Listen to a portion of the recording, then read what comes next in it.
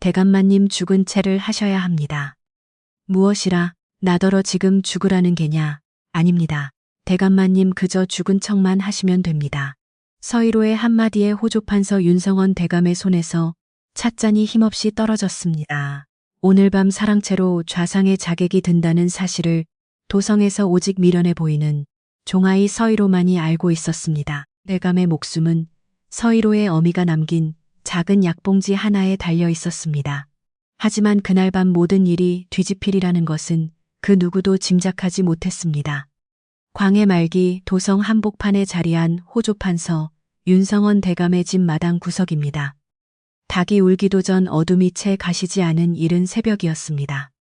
빗자루를 든 아이 하나가 봉당 앞을 쓸고 있었습니다. 키는 또래보다 한 뼘이나 작았고 얼굴에는 잠기운이 가득했습니다.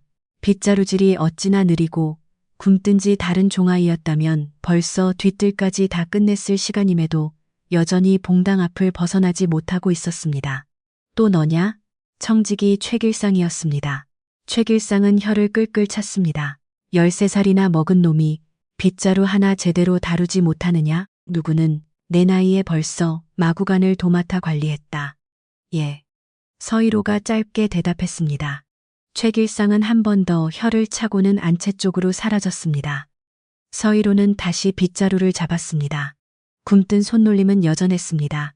그러나 빗자루 끝이 봉당의 디딤돌을 한 번씩 스칠 때마다 아이의 눈은 바닥을 예리하게 훑고 있었습니다. 누구도 눈치채지 못할 만큼 아주 짧은 시선이었습니다. 서희로는 속으로 샘을 했습니다. 어제 저녁부터 디딤돌 옆에 흙자국이 한 점 더 늘었다. 안채 사람의 발자국이 아니다. 집신 자국이 너무 굵다. 분명 밖에서 들어온 사람의 것이다. 그러나 그뿐이었습니다. 헤아린 바는 마음속에 깊이 담아두고 입은 굳게 다물었습니다. 노비가 입을 함부로 놀리는 것이 어떤 화를 부르는지 서희로는 이미 5살 나이에 깨우쳤습니다. 서희로의 어미인 한예비는 본래 내의원 의녀였습니다. 어떤 죄에 연루되어 노비로 전락했는지 자세한 내막은 서희로도 알지 못했습니다. 다만 어미는 노비가 된 뒤에도 약상자 하나만은 끝까지 놓지 않았다고 어미의 옛 동무가 귀띔해 주었을 뿐입니다. 한예비는 서희로를 낳고 산고로 세상을 떠났습니다. 남겨진 것은 손때 묻은 약상자 하나와 알 수 없는 글자가 빽빽하게 적힌 의서 한 권이 전부였습니다. 서희로는 글을 배운 적이 없었습니다. 노비에게 글을 가르치는 곳은 어디에도 없었기 때문입니다. 그러나 어미가 남긴 의서를 밤마다 몰래 펴보았습니다. 글자는 몰라도 그 옆에 그려진 풀의 모양과 꽃의 색깔은 저절로 외워졌습니다. 어미의 약상자에서 나는 약초 냄새도 하나하나 맡으며 익혔습니다. 이것은 시오일계입니다. 어느 날 부엌에서 마른 풀 한 단을 보고 서희로가 무심코 말했습니다. 찬모인 감래는 깜짝 놀라 물었습니다. 이놈아 내가 그것을 어찌 아느냐. 그저 냄새가 그러합니다. 감래는 그 뒤로 서희로를 다른 종아이들과는 사뭇 다르게 보게 되었습니다. 윤 대감은 서희로에게 함부로 매를 들지 않았습니다. 오히려 밥때마다 밥 위에 한 술이라도 더 얹어주곤 하였지요. 해가 머리 위로 솟아오른 낮이었습니다. 윤성원 대감이 사랑채 문을 열고 나와 마당을 걸어갔습니다. 대감의 시선이 봉당 쪽으로 향했습니다. 근데 그곳에는 서희로가 빗자루를 쥐채 서 있었지요. 너를 서희로라 부르느냐? 윤성원 대감의 물음에 아이가 답했습니다. 예 대감마님, 내 나이가 올해로 몇이냐? 13시옵니다. 윤성원 대감은 말없이 서희로를 보았습니다. 대감의 눈길은 아이의 손끝에 머물렀습니다. 빗자루를 쥐소는 가늘었으나 마디가 단단하였고 손등 위로 핏줄이 돋아 있었지요. 이는 약을 다뤄본 사람의 손이었습니다. 대감은 고개를 끄덕였습니다. 오늘부터 안채의 약장을 청소하는 일은 내가 맡도록 하거라. 대감의 명에 서희로가 대답했습니다. 예. 어찌하겠느냐 못하겠느냐. 아닙니다. 분부대로 하겠사옵니다. 서희로는 절을 올렸고 윤성원 대감은 고개를 끄덕이며 다시 사랑채로 발걸음을 옮겼습니다. 멀리서 이 광경을 지켜보던 최길상의 눈썹이 꿈틀거렸습니다. 해가 서산마루에 걸려 마당의 길쭉한 그림자가 드리워질 무렵 윤성원 대감의 사랑채에 귀한 손님이 찾아왔습니다. 바로 좌의정 강치묵 대감이었습니다. 청지기는 당황하여 황급히 찻상을 내어왔고 안채의 식솔들 또한 숨을 죽인 채 동태를 살폈습니다. 좌의정이라는 직위는 1인지하 만인지상의 자리라 호조판 서인 윤성원 대감이 직접 찾아가 배워야 할 어른이지 결코 직접 사랑채를 방문할 분이 아니었기 때문입니다. 윤판서 자네가 요즘 들어 손을 너무 깊숙이 들이밀고 있다는 소문이 들리네. 강치묵의 목소리는 더없이 부드러웠으나 그 이면에는 날카로운 가시가 박혀 있었습니다. 소인 무슨 말씀을 하시는지 잘 모르겠사옵니다. 환곡 장부 말일세. 작년에 진상품으로 올라간 물건들이 어찌된 영문인지 슬그머니 빠져나간 일도 그렇고 그것은 이태환 전하의 엄중한 분부이옵니다. 전하의 분부도 분부지만 대감이라면 마땅히 사람을 가려서 손을 대야 하는 법일세. 윤성원 대감은 찻잔을 천천히 들어 올렸습니다. 대감 소인은 누구를 가려야 하고 누구를 피해야 하는지 알지 못하옵니다. 그저 장부에 적힌 기록을 따를 뿐이옵니다. 강치묵은 잠시 말을 멈추었습니다. 그가 찻잔을 내려놓는 소리가 유난히도 크게 방 안에 울려 퍼졌습니다. 그것이 정녕 자네의 마지막 답인가? 예, 그러하옵니다. 정녕 그런가? 강치묵은 자리에서 몸을 일으켰습니다. 더 이상의 권유나 협박은 없었습니다. 다만 사랑채를 나설 때 신을 신으며 무심한 듯 한마디를 툭 던졌습니다. 윤판서 자네는 돌봐야 할 식솔이 많지 않은가? 예. 한 집안을 책임지는 가장은 무엇보다 식솔들의 안위부터 살펴야 하는 법이지. 윤성원 대감은 차마 답을 하지 못했습니다. 강치묵 대감이 자취를 감춘 뒤에도 사랑채에는 무거운 침묵이 오랫동안 머물렀습니다. 그날 밤 윤성원 대감은 쉬이 잠을 이루지 못했습니다. 부인은 이미 오래전에 세상을 떠났고 슬하에 둔 두 아들인 윤승호와 윤승재는 모두 먼 변방에 나가 벼슬을 살고 있었습니다. 사실상 대감은 도성 한복판에 홀로 남겨진 것이나 다름없는 처지였습니다.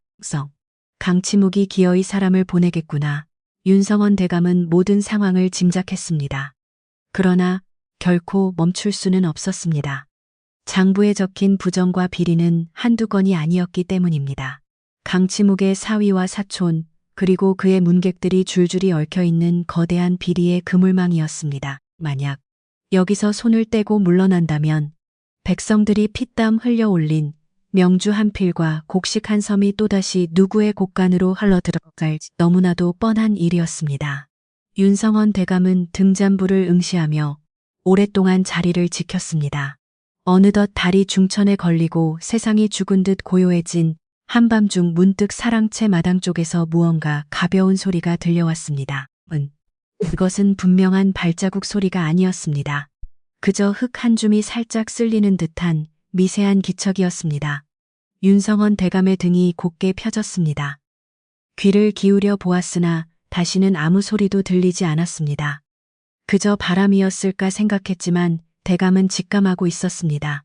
바람은 결코 그렇게 단 한 번만 흙을 쓸고 지나가지 않는다는 사실을 말입니다. 이튿날 동이 트고 마당에 새벽빛이 스며들기 시작할 무렵 서희로는 평소와 다름없이 봉당 앞을 쓸고 있었습니다. 그러나 오늘따라 서희로의 손길은 평소보다 더욱 더디었습니다. 빗자루는 거의 움직이지 않았고 아이의 눈동자만이 바닥을 빠르게 훑고 있었습니다.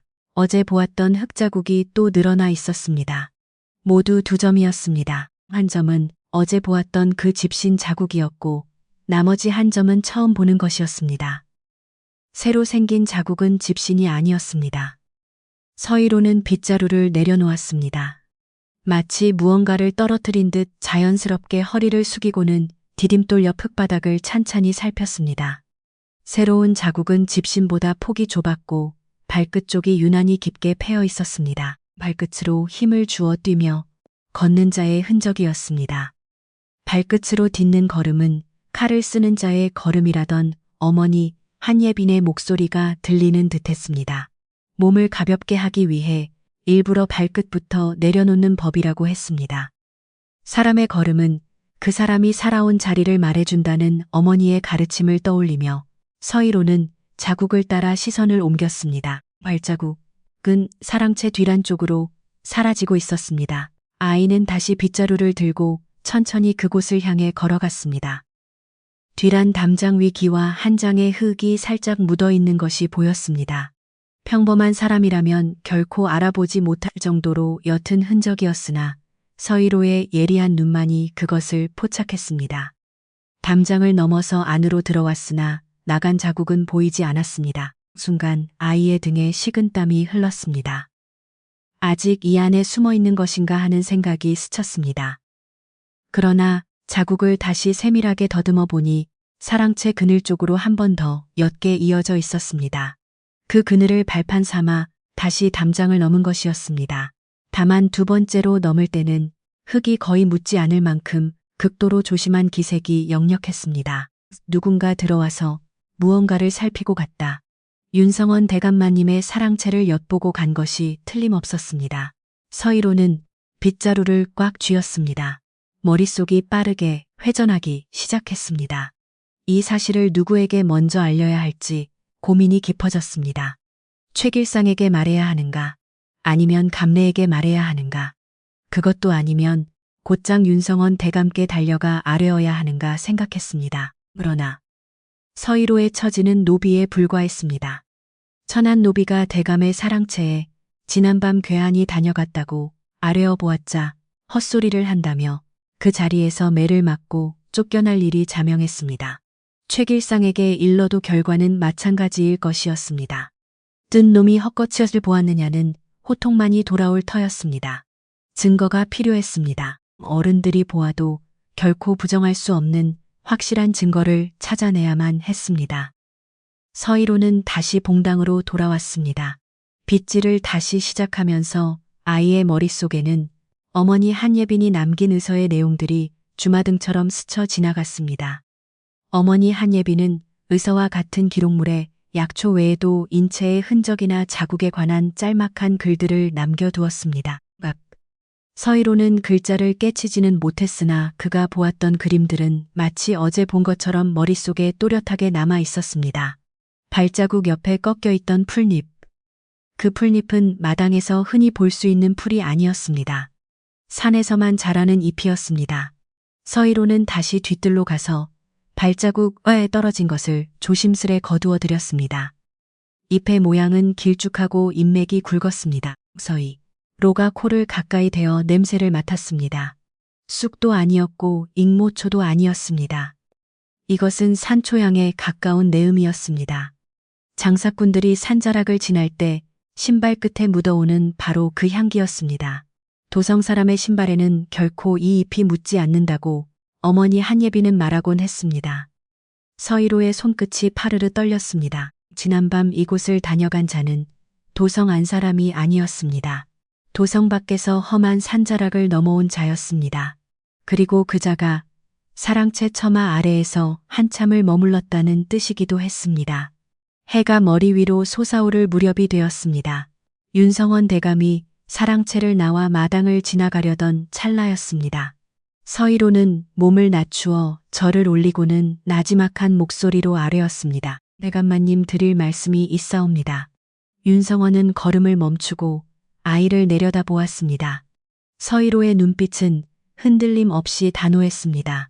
사랑채로 들라. 윤성원이 짧게 명했습니다. 곁에 서 있던 최길상이 사색이 되어 놀랐습니다. 대감마님 어찌하여 노비를 사랑채에 들이시나이까? 윤성원이 엄히 꾸짖자 최길상은 입을 다물었습니다. 그러나 그의 눈길은 사랑채로 들어가는 서희로의 뒷모습을 한참이나 집요하게 쫓았습니다. 사랑채 안에서 윤성원은 보료의 자리를 잡고 앉았고 서희로는 마루 끝에 무릎을 꿇었습니다. 아뢰어 보아라. 예 대감마님. 서희로는 품고 있던 작은 보퉁이를 풀었습니다. 그 안에는 아이가 수습해온 풀잎 한 장과 흙 한 줌이 들어 있었습니다. 대감마님, 지난밤 사랑채 뒤뜰 담장을 넘은 자가 있었사옵니다. 윤성원의 눈매가 날카롭게 빛났습니다. 내가 그것을 어찌 아느냐. 서희로는 풀잎을 내밀며 대답했습니다. 이 잎은 산자락에서만 자라는 것이옵니다. 도성 앞마당에서는 도저히 찾아볼 수 없는 잎이옵니다. 이 잎이 사랑채 처마 아래 흙바닥에 떨어져 있었사옵니다. 그것이 전부냐. 발자국 또한 있었사옵니다. 발끝으로 지면을 디디는 흔적이었사옵니다. 윤성원이 찻잔을 잡으려던 손을 멈추었습니다. 발끝으로 디디는 걸음은 칼을 쓰는 자의 걸음이옵니다. 자신의 흔적을 지우고 가벼이 움직이려는 자의 수법이옵니다. 윤성원은 한참 동안 침묵을 지켰습니다. 서희로는 감히 고개를 들지 못했습니다. 천한 노비의 신분으로 너무 많은 말을 내뱉은 셈이었기 때문입니다. 어머니 한예빈이 늘 말했듯 노비의 입은 무거울수록 명줄이 긴 법이었습니다. 그러나 윤성원의 입에서 나온 것은 꾸짖음이 아니었습니다. 내 어머니가 의녀라 하였느냐? 예, 그러하옵니다.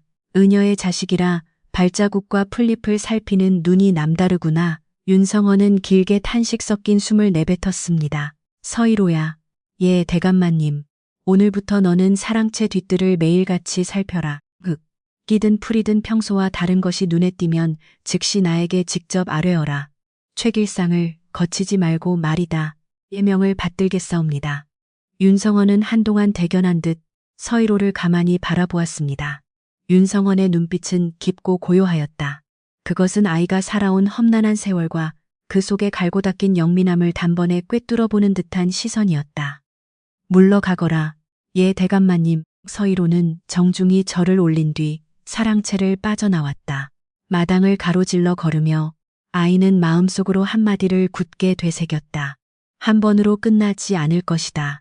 필시 다시 찾아올 것이다. 그때까지 대감마님께서 무사하셔야만 한다. 그날로부터 사흘이 흘렀다. 윤성원의 저택은 겉으로 보기에 더없이 평온하였다. 최길상은 예전처럼 종들을 호령하며 행랑방에 수작 노릇을 하였고 감래는 변함없이 부엌 일을 단속하며 집안을 꾸려나갔다. 다만 한 가지 달라진 풍경이 있었다. 매일 새벽이면 서희로가 사랑채 뒷뜰을 샅샅이 살핀 후 곧장 윤성원에게 달려가 짧게 고하고 나오는 일이었다. 오늘은 아무런 흔적이 없사옵니다. 오늘은 새로이 바뀐 것이 없사옵니다. 오늘은 담장 위의 기와 한 장이 어제보다 한 푼 정도 어긋나 있었사옵니다. 허나 그 외에는 별다른 발자국이 없었사옵니다.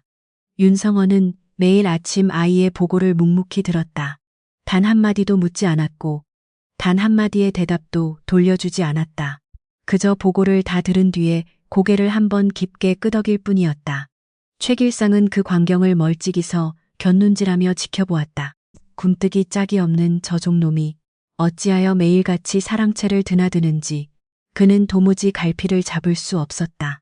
최길상의 미간은 날이 갈수록 깊게 일그러져 갔다. 나흘째 되던 밤이었다. 달이 중천에서 서쪽으로 한자 남짓 기울고 마을에 개 짖는 소리조차 잦아든 깊은 밤이었다. 윤성원은 사랑채 보료 위에 몸을 뉘고 있었다. 그러나 잠에 들지는 않았다. 며칠째 제대로 된 잠을 이루지 못한 채였으나 겉으로는 기척을 죽였다.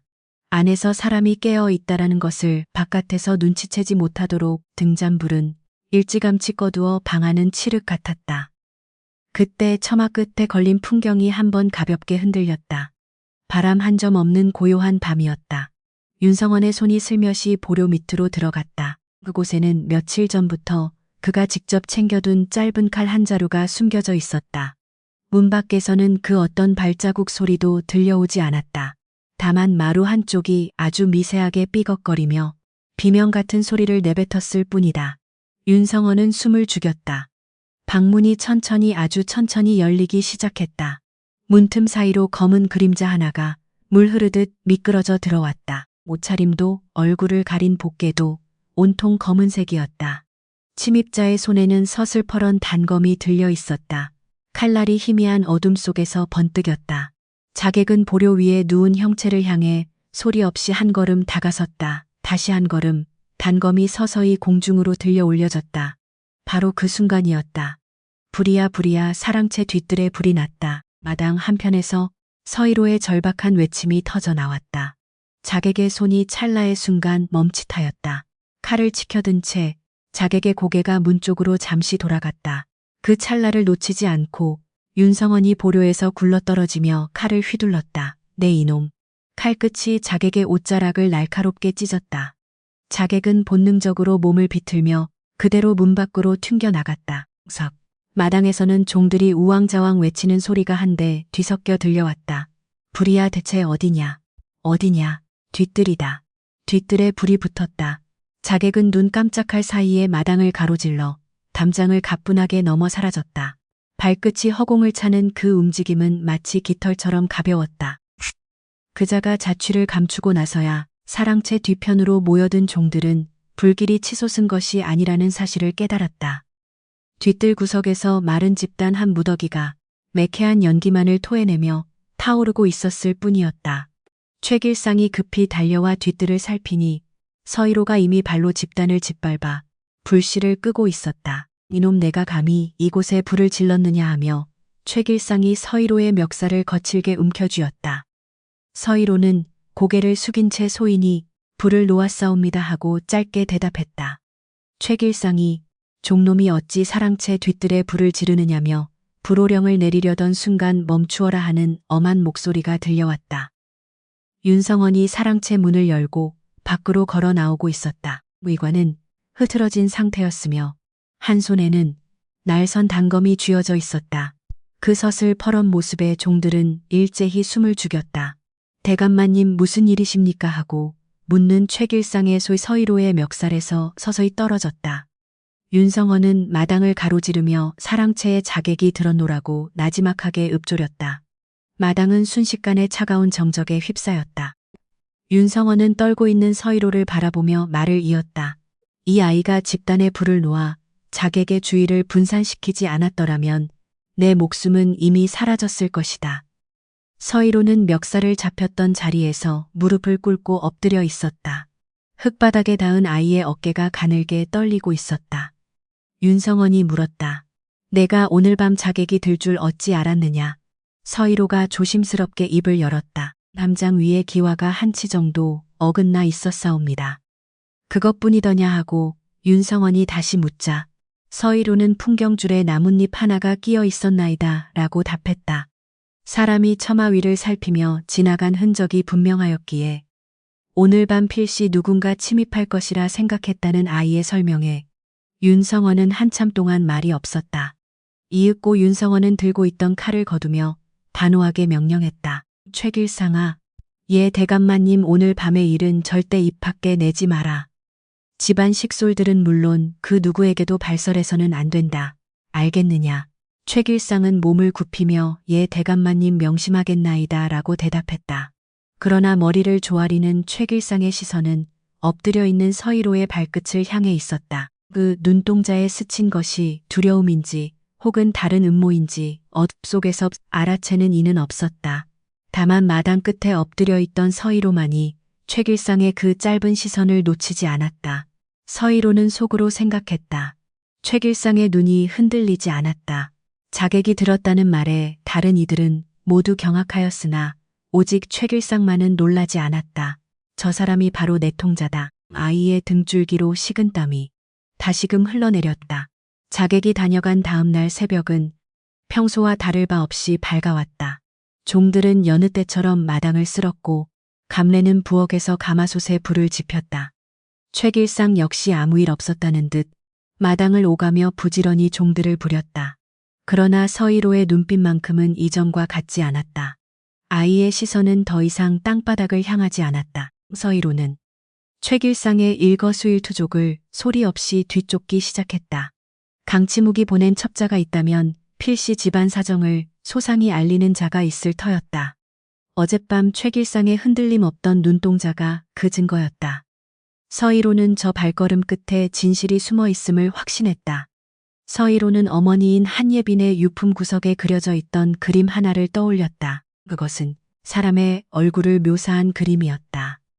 똑같은 인물의 얼굴이 두 점 그려져 있었는데 하나는 무언가에 크게 놀란 표정이었고 다른 하나는 전혀 놀라지 않은 기색이었다. 그 그림 옆에는 어머니가 생전에 적어둔 글자들이 있었으나 서희로는 이를 읽을 수 없었다. 대신 어머니의 옛 동무였던 소사가 그 뜻을 일러준 적이 있었다. 소사는 한때 한예빈과 함께 내의원 의녀로 지냈던 인물이었다.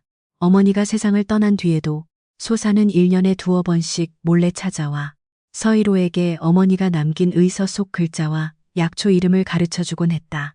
남들의 눈을 피해야 했기에 만남은 늘 짧았으나 소사는 그 짧은 시간마다 귀한 가르침을 남기고 갔다. 소사는 서희로에게 내 어머니가 의서에 이 그림을 그려둔 것은 세상 이치를 일러주려 함이라 말했었다. 사람의 입은 거짓을 말할 수 있으나 눈은 속일 수 없는 법이다. 그러니 마땅히 놀라야 할 상황에서 놀라지 않는 자를 유심히 살펴야 한다고 했다. 그런 자는 이미 그 일을 미리 알고 있었던 사람이라는 뜻이었다. 최길상은 어제 전혀 놀라지 않았다. 그것이 첫 번째 단서였다. 그날 아침나절 최길상은 평소와 다름없이 집안일을 살폈다. 하인들에게 일감을 나누어 주고 곳간을 열어 장부를 확인하는 모습은 지극히 평범했다. 서희로는 마당 구석에서 빗자루를 든 채 곁눈질로 그 광경을 지켜보았다. 겉으로 드러나는 수상한 니세는 전혀 없었다. 그러나 사람은 대낮에 은밀한 일을 꾸미지 않는 법이다. 분명 어둠이 내리는 밤에 움직일 것이라 확신했다. 마침내 해가 산등성이에 걸리고 마당에 긴 그림자가 드리워질 즈음이었다. 최길상이 평소와는 다르게 사랑채 쪽이 아니라 저택 뒤편 쪽으로 발걸음을 옮기기 시작했다.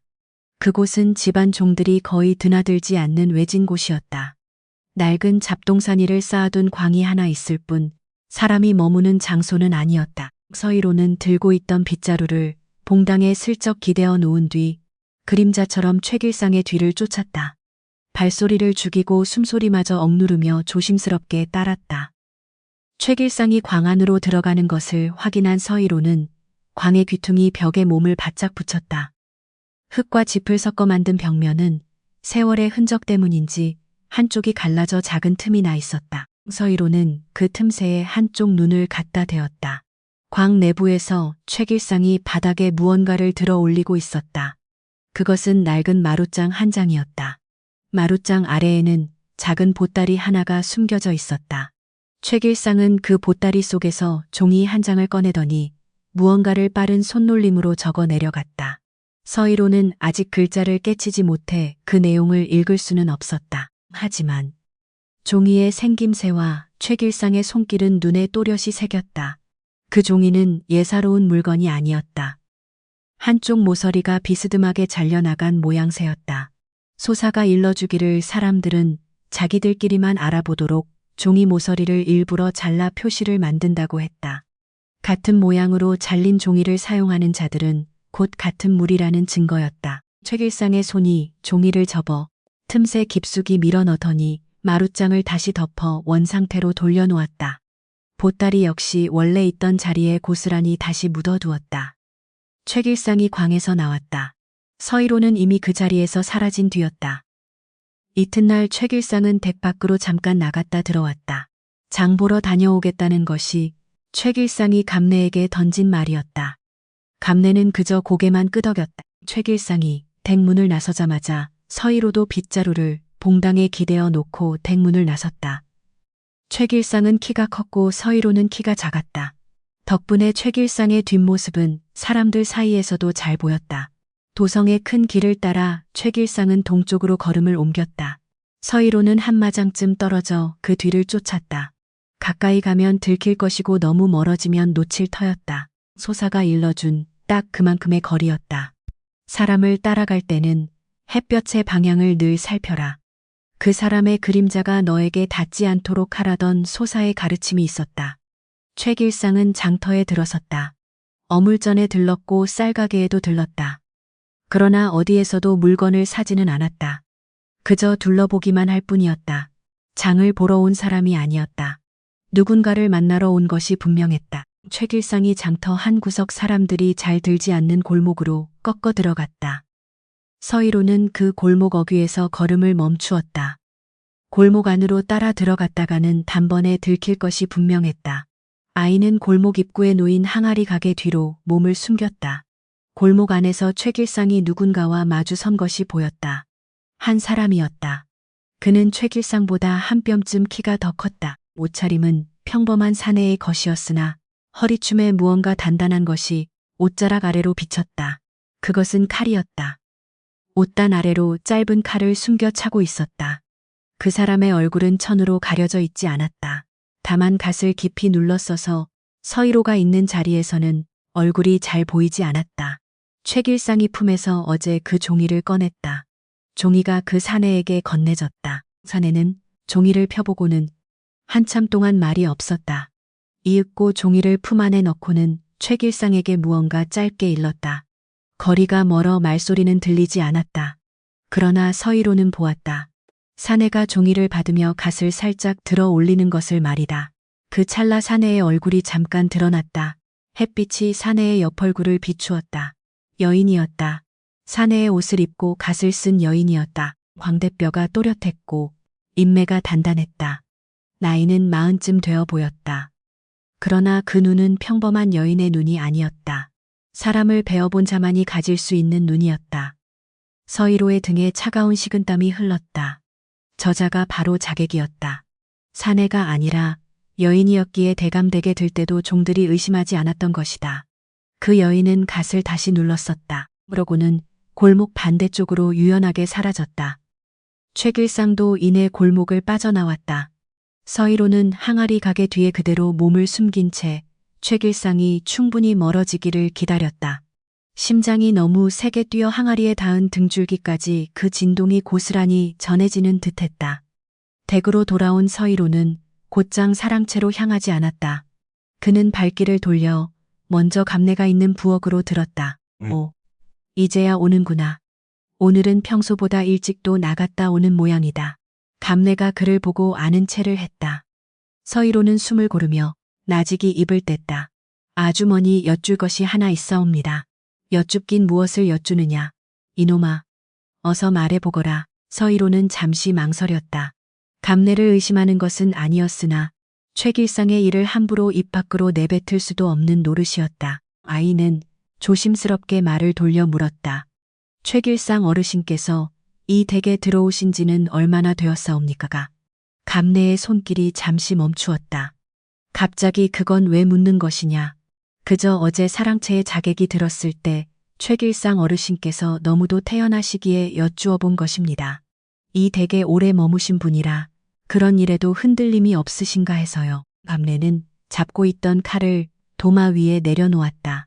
최길상 그 사람은 이곳에 온 지 채 1년도 되지 않았다. 서희로의 눈동자가 빛났다. 1년도 안 되었단 말씀이십니까? 그래, 작년 봄에 들어왔지. 원래 사랑채에 오래 계시던 구만덕이가 갑작스럽게 모친상을 당해 고향으로 내려가는 바람에 그 자리에 최길상이 들어오게 된 것이다. 누구의 천거였는지는 나도 잘 모른다. 다만 윤성원 대감마님께서 한번 보시고는 바로 곁에 두라 하셨지. 정녕 누구의 천거였는지 모르시옵니까? 감내는 잠시 서희로의 얼굴을 가만히 들여다보았다. 어린 종이 청지기의 내력을 이토록 캐묻는 것은 결코 예사실이 아니었다. 그러나 감내는 이 굼뜬 아이의 눈빛을 잘 알고 있었다.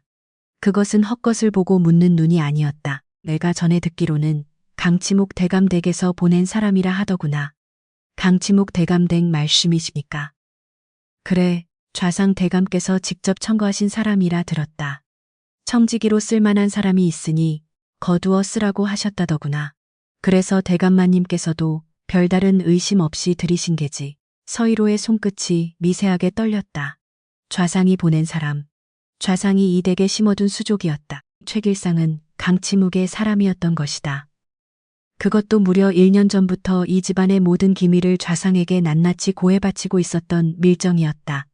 그러니 좌상은 윤성원 대감마님께서 어떤 장부를 살피고 누구를 만나며 장차 무엇을 도모하려 하시는지 모두 꿰뚫고 있었던 것이다. 어제 침입한 자객이 사랑채의 위치를 그토록 정확히 알 수 있었던 것도 최길상이 미리 길을 일러주었기에 가능한 일이었다. 서희로가 간절한 목소리로 말을 이었다. 아주머니, 오늘 제가 여쭈어 본 것은 부디 잊어주십시오. 아주머니께서 저를 친자식처럼 거두어 주신 은혜를 생각해서라도 이 일은 절대로 입 밖에 내지 말아 주시옵소서. 감내는 한참 동안 서희로를 응시했다. 가느다랗게 떨리고 있는 아이의 어깨를 지켜보던 그녀는 천천히 고개를 끄덕였다. 이놈아, 내가 부엌 바닥에서 그냥 늙은 줄 아느냐. 사람의 눈빛 정도는 볼 줄 안다. 내 눈에 지금 무엇이 담겨 있는지도 내 다 안다. 그러니 어서 가서 대감마님께 여쭈어라. 나는 아무것도 듣지 못한 것으로 하마. 서희로는 깊이 절을 올리고 서둘러 부엌을 빠져나왔다. 마당을 가로지르는 서희로의 발걸음은 천근만근 무거웠다. 하나의 사실을 알아냈으나 그만큼 마음의 짐도 깊어진 까닭이었다. 최길상을 당장 끌어낸다 해도 좌상 강치묵은 곧장 다른 첩자를 심어둘 것이 분명했다. 그렇다고 최길상을 그대로 두자니 언제 또 사랑채로 칼날이 들이닥칠지 모르는 일이었다. 어느 쪽을 택하든 대감마님의 목숨은 경각에 달려 있었다. 게다가 강치묵이 보낸 자는 설화은이라는 여인이 아니었던가. 여인이 사내의 옷을 입고 잠입할 수 있다면 다음번에는 행상을 하는 노파나 빨래터의 안악으로 위장에 들어올 수도 있는 법이었다. 그 누구도 의심하지 않을 평범한 모습으로 말이다. 칼로는 막을 수 없다. 사람의 발길을 막을 수 없다면 차라리 사람을 속여야 한다. 서희로의 머릿속에서 한 가지 계책이 싹트기 시작했다. 처음에는 아주 작은 생각이었다. 그러나 그 싹은 서희로의 마음속에서 걷잡을 수 없이 자라났다.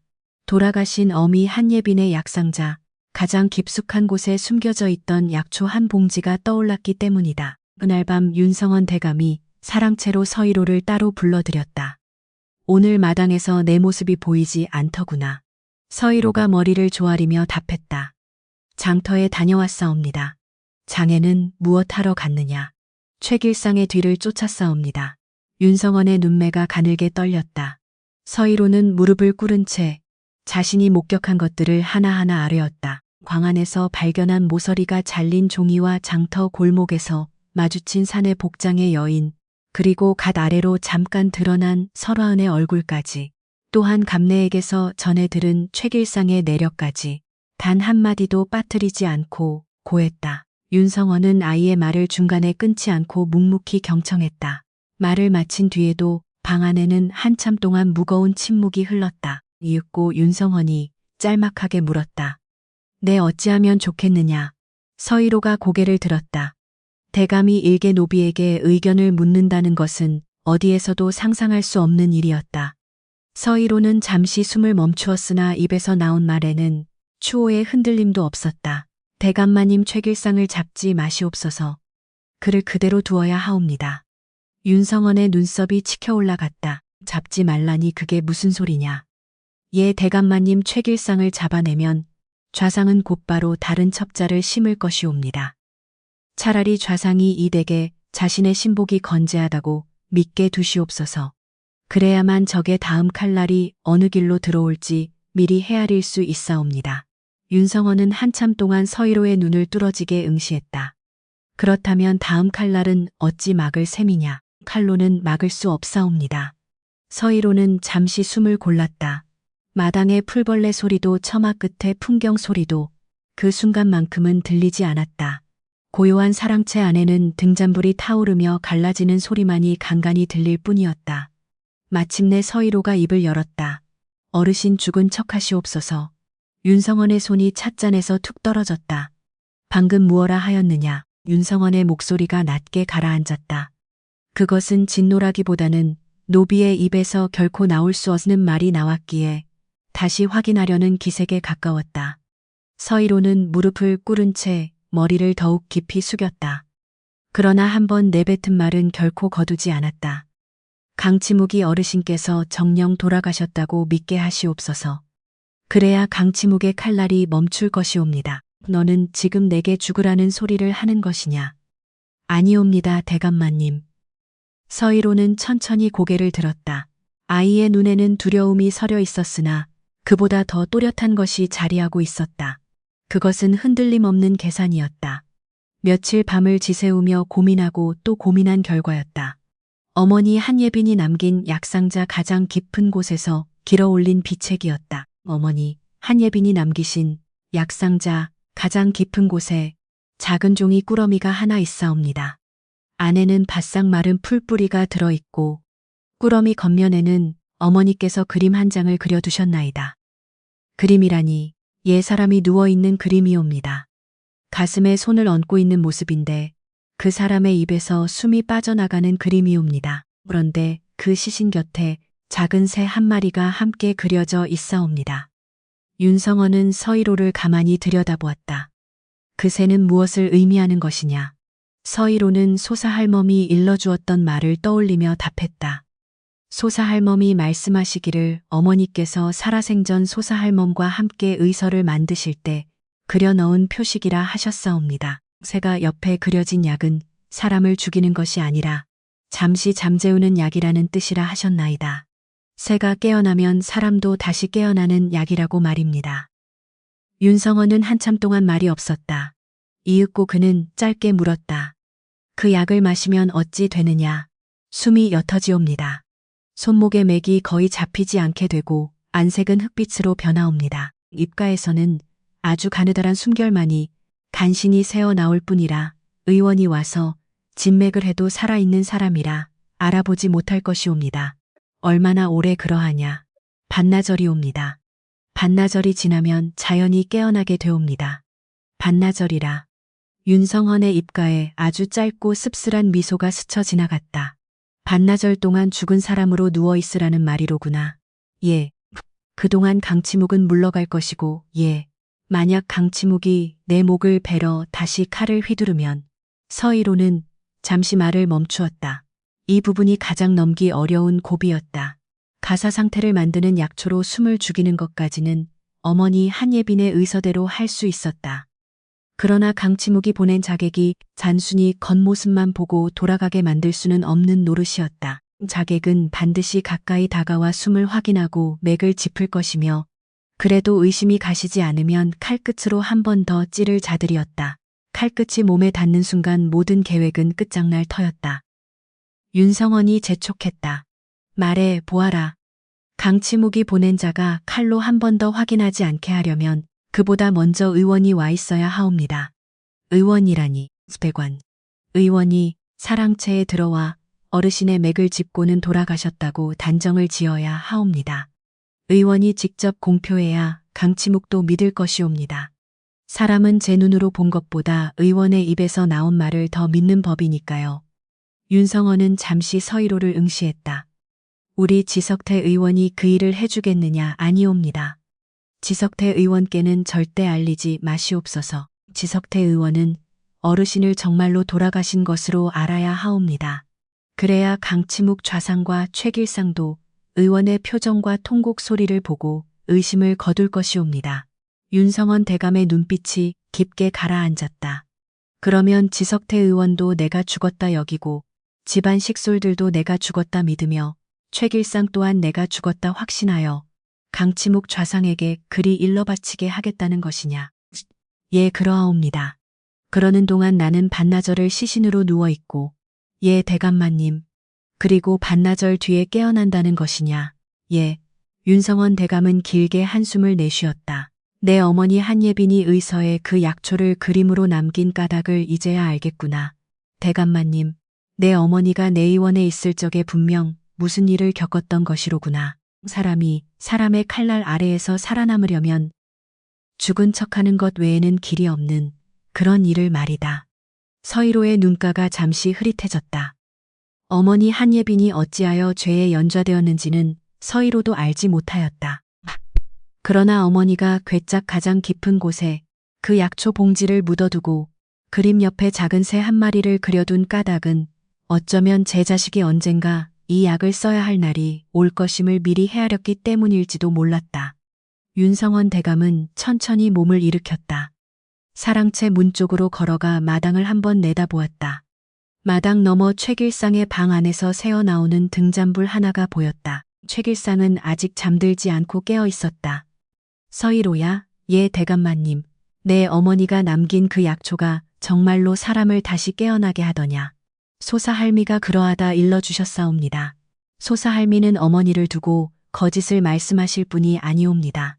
윤성원 대감은 한참 동안 마당을 내다보았다. 이윽고 짧게 명을 내렸다. 약을 가져오너라. 대감마님, 가져오너라. 직접 보고 판단하겠다. 서희로는 절을 올리고 사랑채를 물러나왔다. 마당을 가로지르는 아이의 발걸음은 평소보다 가벼웠으나 가슴은 평소보다 무거웠다.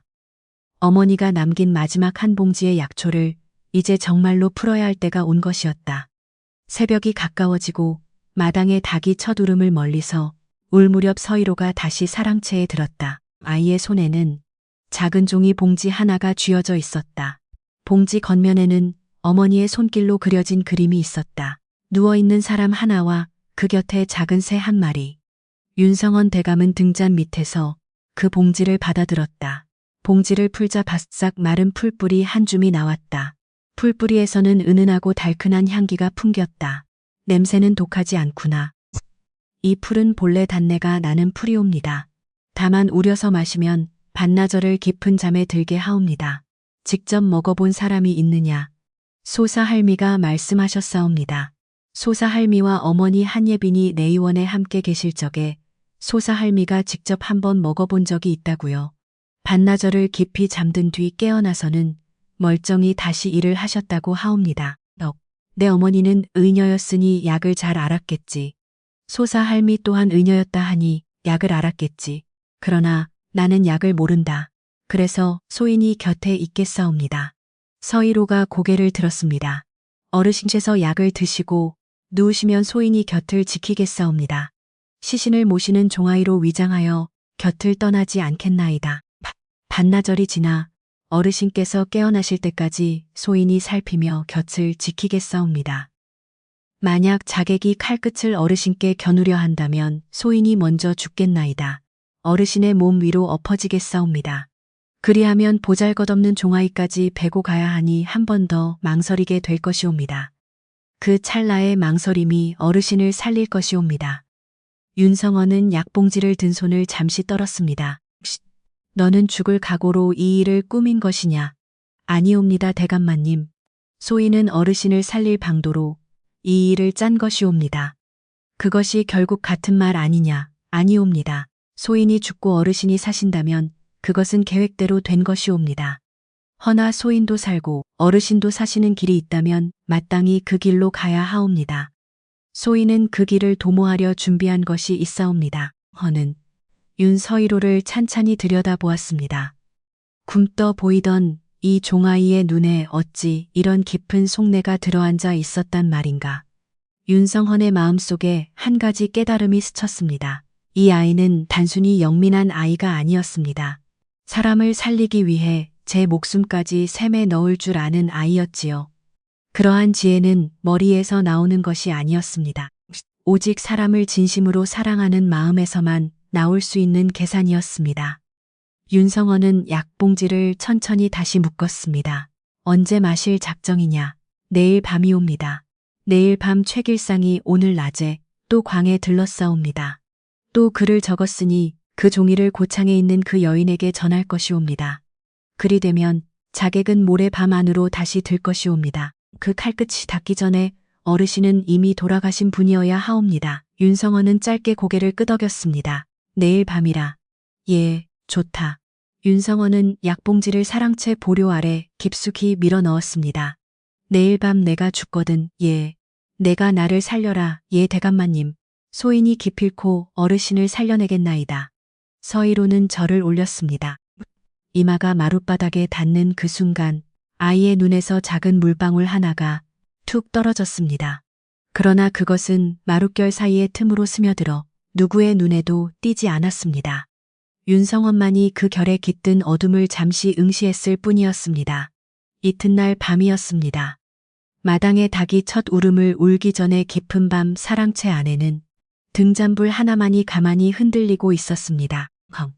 윤성원은 보료 위에 정갈하게 앉아 있었습니다. 손에는 작은 사발 하나가 들려 있었지요. 사발 안에는 어머니 한예빈의 봉지에서 우려낸 옅은 갈색 약물이 담겨 있었습니다. 달큰한 향이 은은하게 풍겨 올라왔습니다. 윤성원의 곁에는 서희로가 무릎을 꿇고 있었습니다. 아이의 손에는 마른 수건 한 장이 꼭 쥐어 있었습니다. 약을 마신 뒤 입가를 닦아드리기 위한 수건이었습니다. 서희로야. 예, 대감마님. 한나절이라 하였느냐. 예, 정확히 한나절이옵니다. 해가 지고 다시 떠올라 마당의 빛이 퍼질 무렵 어르신께서는 깨어나실 것이옵니다. 윤성원은 사발을 들여다보았다. 말이 없었다. 한참 동안 등잔불의 흔들림만이 사랑채 천장에 짧은 그림자를 드리우고 있었다. 내가 살아 깨어나면 나는 내게 빚을 지는 셈이로구나. 아니옵니다, 대감마님. 어르신께서는 소인의 어미 한예빈이 남긴 약을 거두어 주신 것이옵니다. 어미의 약이 제자리를 찾는 셈이옵니다. 윤성헌은 짧게 웃음을 지었다. 쓴 웃음이 아니었다. 오랜만에 보는 따뜻한 웃음이었다. 그래, 내 어미가 좋은 자식을 두었구나. 윤성헌은 사발을 입에 대었다. 천천히 한 모금씩 마셨다. 사발 바닥이 보일 때까지 끊지 않고 모두 마셨다. 다 마신 사발을 내려놓는 손은 흔들리지 않았다. 다만 사발이 마룻바닥에 놓이는 소리만이 평소보다 무겁게 울렸다. 서희로가 수건을 들어 윤성헌의 입가를 살며시 닦아드렸다. 대감마님, 말하라. 이제 보료에 누우시옵소서. 잠깐은 졸음이 오실 것이고 그 다음에는 숨이 옅어지실 것이옵니다. 두려워하지 마시옵소서. 옅어진 숨도 숨이옵니다. 어르신은 살아 계시는 것이옵니다. 알았다. 윤성헌은 보료에 천천히 누웠다. 서희로는 윤성헌의 머리맡에 가만히 앉아 있었다. 등잔부를 한 단계 낮추고는 윤성헌의 손목 위에 두 손가락을 가볍게 얹었다. 소사가 일러준 대로 맥의 흐름을 헤아리기 위함이었다. 처음에는 평소와 다름없는 맥이었으나 한 식경이 지나자 맥이 천천히 느려지기 시작하였다. 두 식경이 지나자 맥은 손가락 끝에 겨우 닿을 만큼 옅어졌다. 세 식경이 지났을 무렵에는 서희로가 두 손가락을 깊이 눌러 헤아려야만 겨우 한 번씩 잡힐 정도가 되었다. 윤성헌의 얼굴은 흙빛으로 가라앉았다. 입가에서는 거의 들리지 않을 만큼 가는 숨만이 새어나오고 있었다. 서희로는 윤성헌의 머리맡에 그대로 앉아 있었다. 아이는 속으로 한마디만을 되뇌었다. 어르신은 살아 계신다. 어르신은 살아 계신다. 가사 상태에 든 윤성헌의 귀에는 멀고 먼 곳에서 들려오는 듯한 소리들이 있었다. 처음에는 처마 풍경 소리, 다음에는 서희로의 숨소리, 그 다음에는 사랑채 마룻장이 천천히 식어가는 듯한 미세한 소리. 윤성헌의 몸은 움직이지 않았고 눈도 뜨이지 않았다. 그러나 사랑채 안에서 누가 무엇을 하는지 어렴풋이 헤아릴 수는 있었다. 마치 깊은 우물 바닥에 누워 우물 위 사람들의 소리를 듣는 것 같은 그런 헤아림이었다. 윤성헌은 속으로 가만히 일렀다. 살아있다. 나는 살아있다.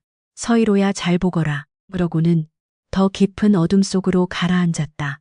마당에 닭이 두 번째로 회를 치고 동쪽 하늘이 발갛게 밝아오기 시작할 무렵이었습니다. 부엌에서 가장 먼저 움직인 것은 감래였습니다. 감래는 가마솥에 물을 올리며 사랑채 쪽을 한번 보았습니다.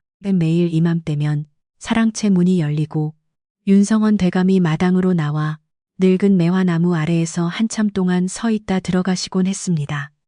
그것이 대개 새벽의 풍경이었습니다. 그런데 오늘은 사랑채 문이 열리지 않았습니다. 감래의 손이 잠시 멈추었습니다. 대감마님께서 늦으시는구나 싶었습니다.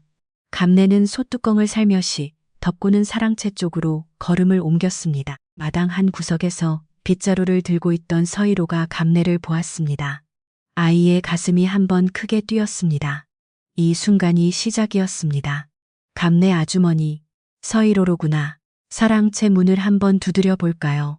대감마님께서 어제 저녁부터 옥체가 좋지 않으시다 하셨습니다. 그래야겠구나. 감래가 사랑채 마루에 올랐습니다. 문 앞에 서서 조용히 일렀습니다. 대감마님, 감래입니다. 대답이 없었습니다. 아침 진지 올리려 삽니다. 또 대답이 없었습니다. 감래의 얼굴이 천천히 굳기 시작했습니다. 한두 해 부엌일을 한 사람이 아니었습니다. 감래는 이 댁에서 10여 년을 산 사람이었습니다. 대감의 기침 소리, 잠결의 숨소리, 새벽에 일어나시는 발걸음 소리를 모두 알고 있었습니다. 감래가 문을 살며시 밀었습니다. 문이 안으로 열렸습니다. 사랑채 안보륙에 윤성헌이 누워 있었습니다. 얼굴은 흑빛이었습니다. 입가에서는 숨소리가 들리지 않았습니다. 대감마님. 감래의 목소리가 갈라졌습니다. 대감마님, 대감마님. 감래는 보료 곁에 무릎을 꿇고 대감의 손을 잡았습니다. 손은 차가웠습니다. 감래의 눈에서 눈물이 한꺼번에 쏟아졌습니다. 아이고. 대감마님, 어찌 이리 가셨습니까? 아이고. 감내의 통곡 소리가 사랑채를 가득 채웠습니다. 마당의 종들이 하나둘 사랑채로 달려오기 시작했습니다.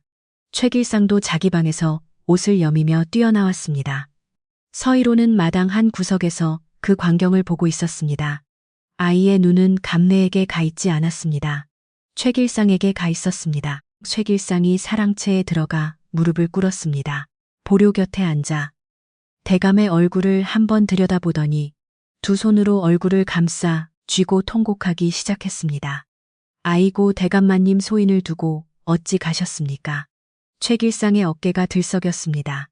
목소리도 흔들렸습니다. 겉으로 보기에는 10년을 모신 가복의 통곡이었습니다. 그러나 서희로는 알고 있었습니다. 최길상의 두 손이 얼굴을 가린 채 잠시 멈추었던 그 찰나 손가락 사이로 새어나온 눈빛이 한번 번뜩였던 것을 말입니다. 그 눈빛은 슬픔의 눈빛이 아니었습니다. 헤아림의 눈빛이었습니다. 일이 잘 풀렸음을 헤아리는 자의 눈빛이었습니다. 저자가 바로 첩자다. 그리고 지금 저놈은 강치묵에게 달려가려 하고 있다. 서희로의 짐작은 틀리지 않았습니다. 감내가 울음 섞인 목소리로 재촉했습니다. 최길상, 최길상, 어서 가서 의원을 모셔오게. 어서, 예.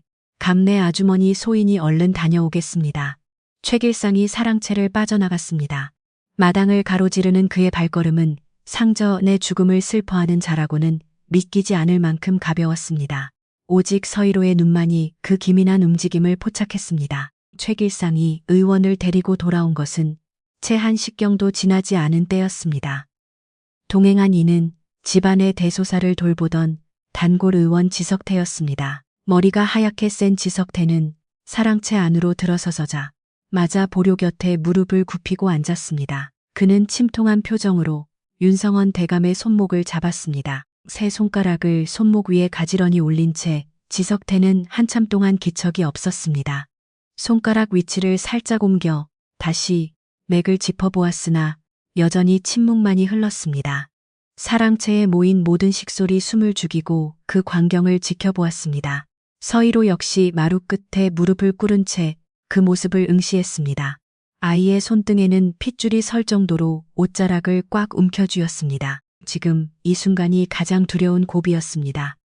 만일 의원이 윤성원 대감의 숨겨진 맥을 찾아낸다면 모든 계획은 그 자리에서 물거품이 될 것이었습니다.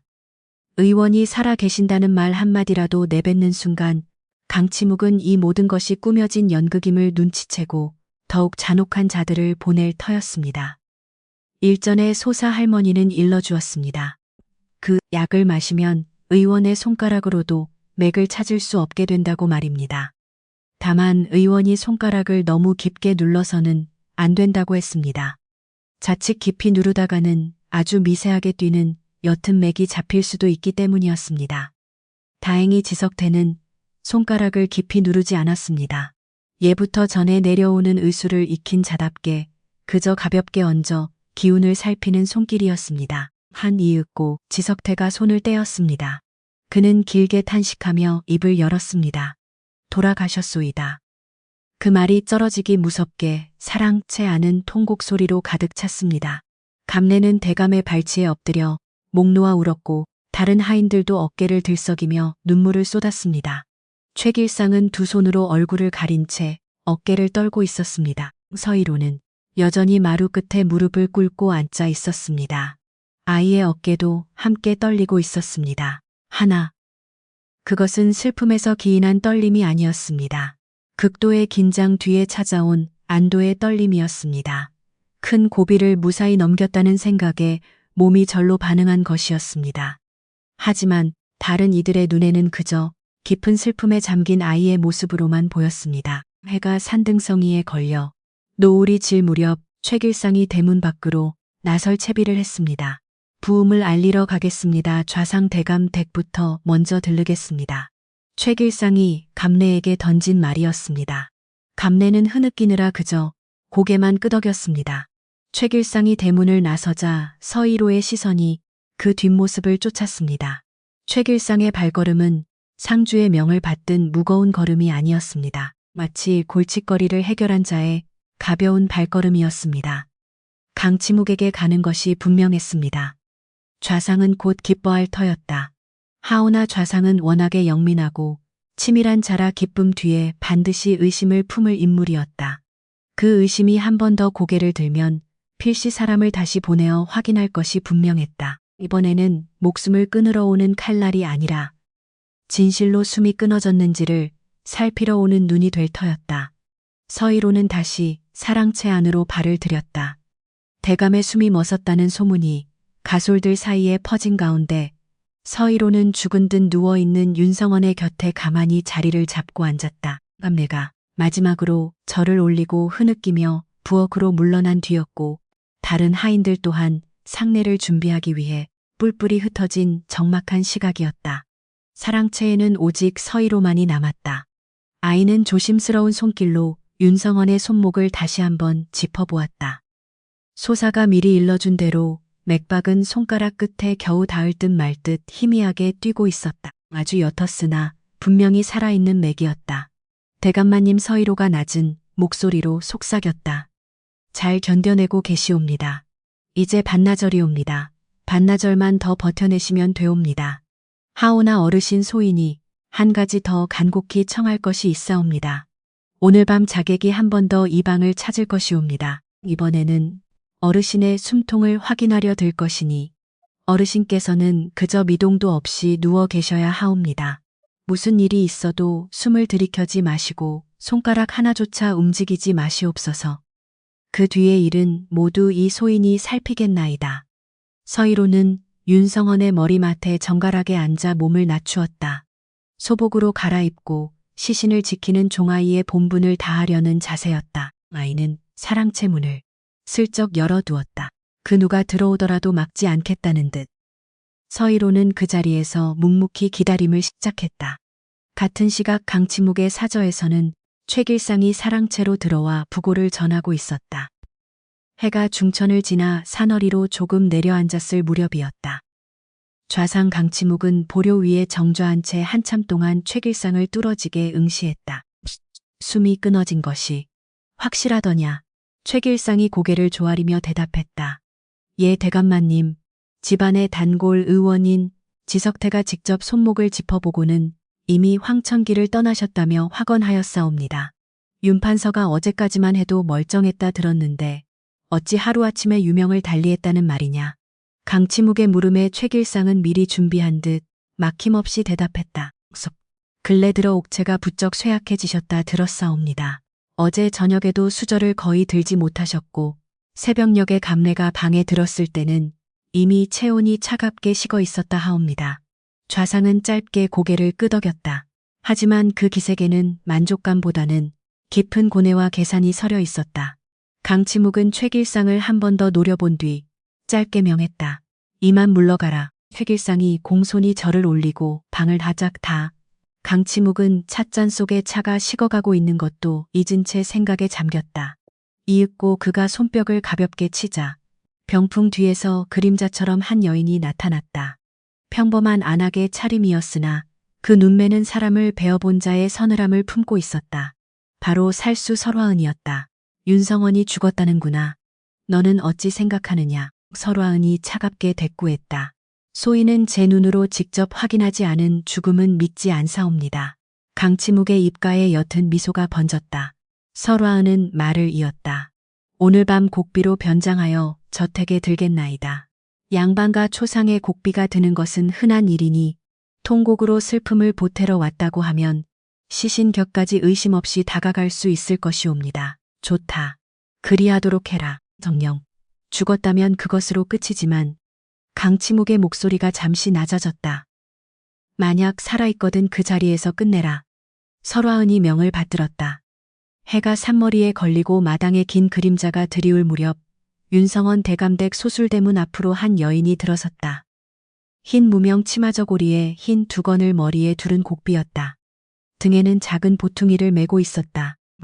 보퉁이 안에는 곡비가 쓰는 짧은 향과 작은 종이 등이 들어있을 것이었으나 보퉁이의 한쪽 모서리가 평범한 곡비의 것보다 살짝 두꺼웠다. 그 안에는 짧은 칼 한 자루가 함께 묶여 있었다. 설화은이 소술대문 앞에서 입을 열었다. 윤성헌 대감댁이 맞사옵니까? 부음을 듣고 통곡으로 부조하러 왔사옵니다.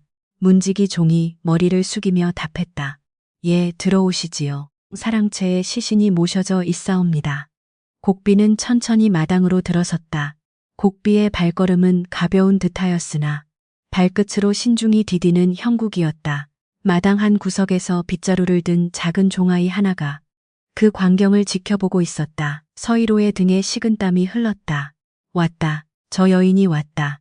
자객의 옷을 벗고 곡비의 옷을 입고서 이번에는 시신을 살피러 온 것이었다. 설화은이 마당을 가로질러 사랑채 쪽으로 걸음을 옮겼다. 흰 두건 아래로 살짝 드러난 옆얼굴 광대뼈의 단단한 결이 서희로의 눈에 또렷이 들어왔다. 장터 골목에서 위에서 아래로 내려다보았던 바로 그 얼굴이었다.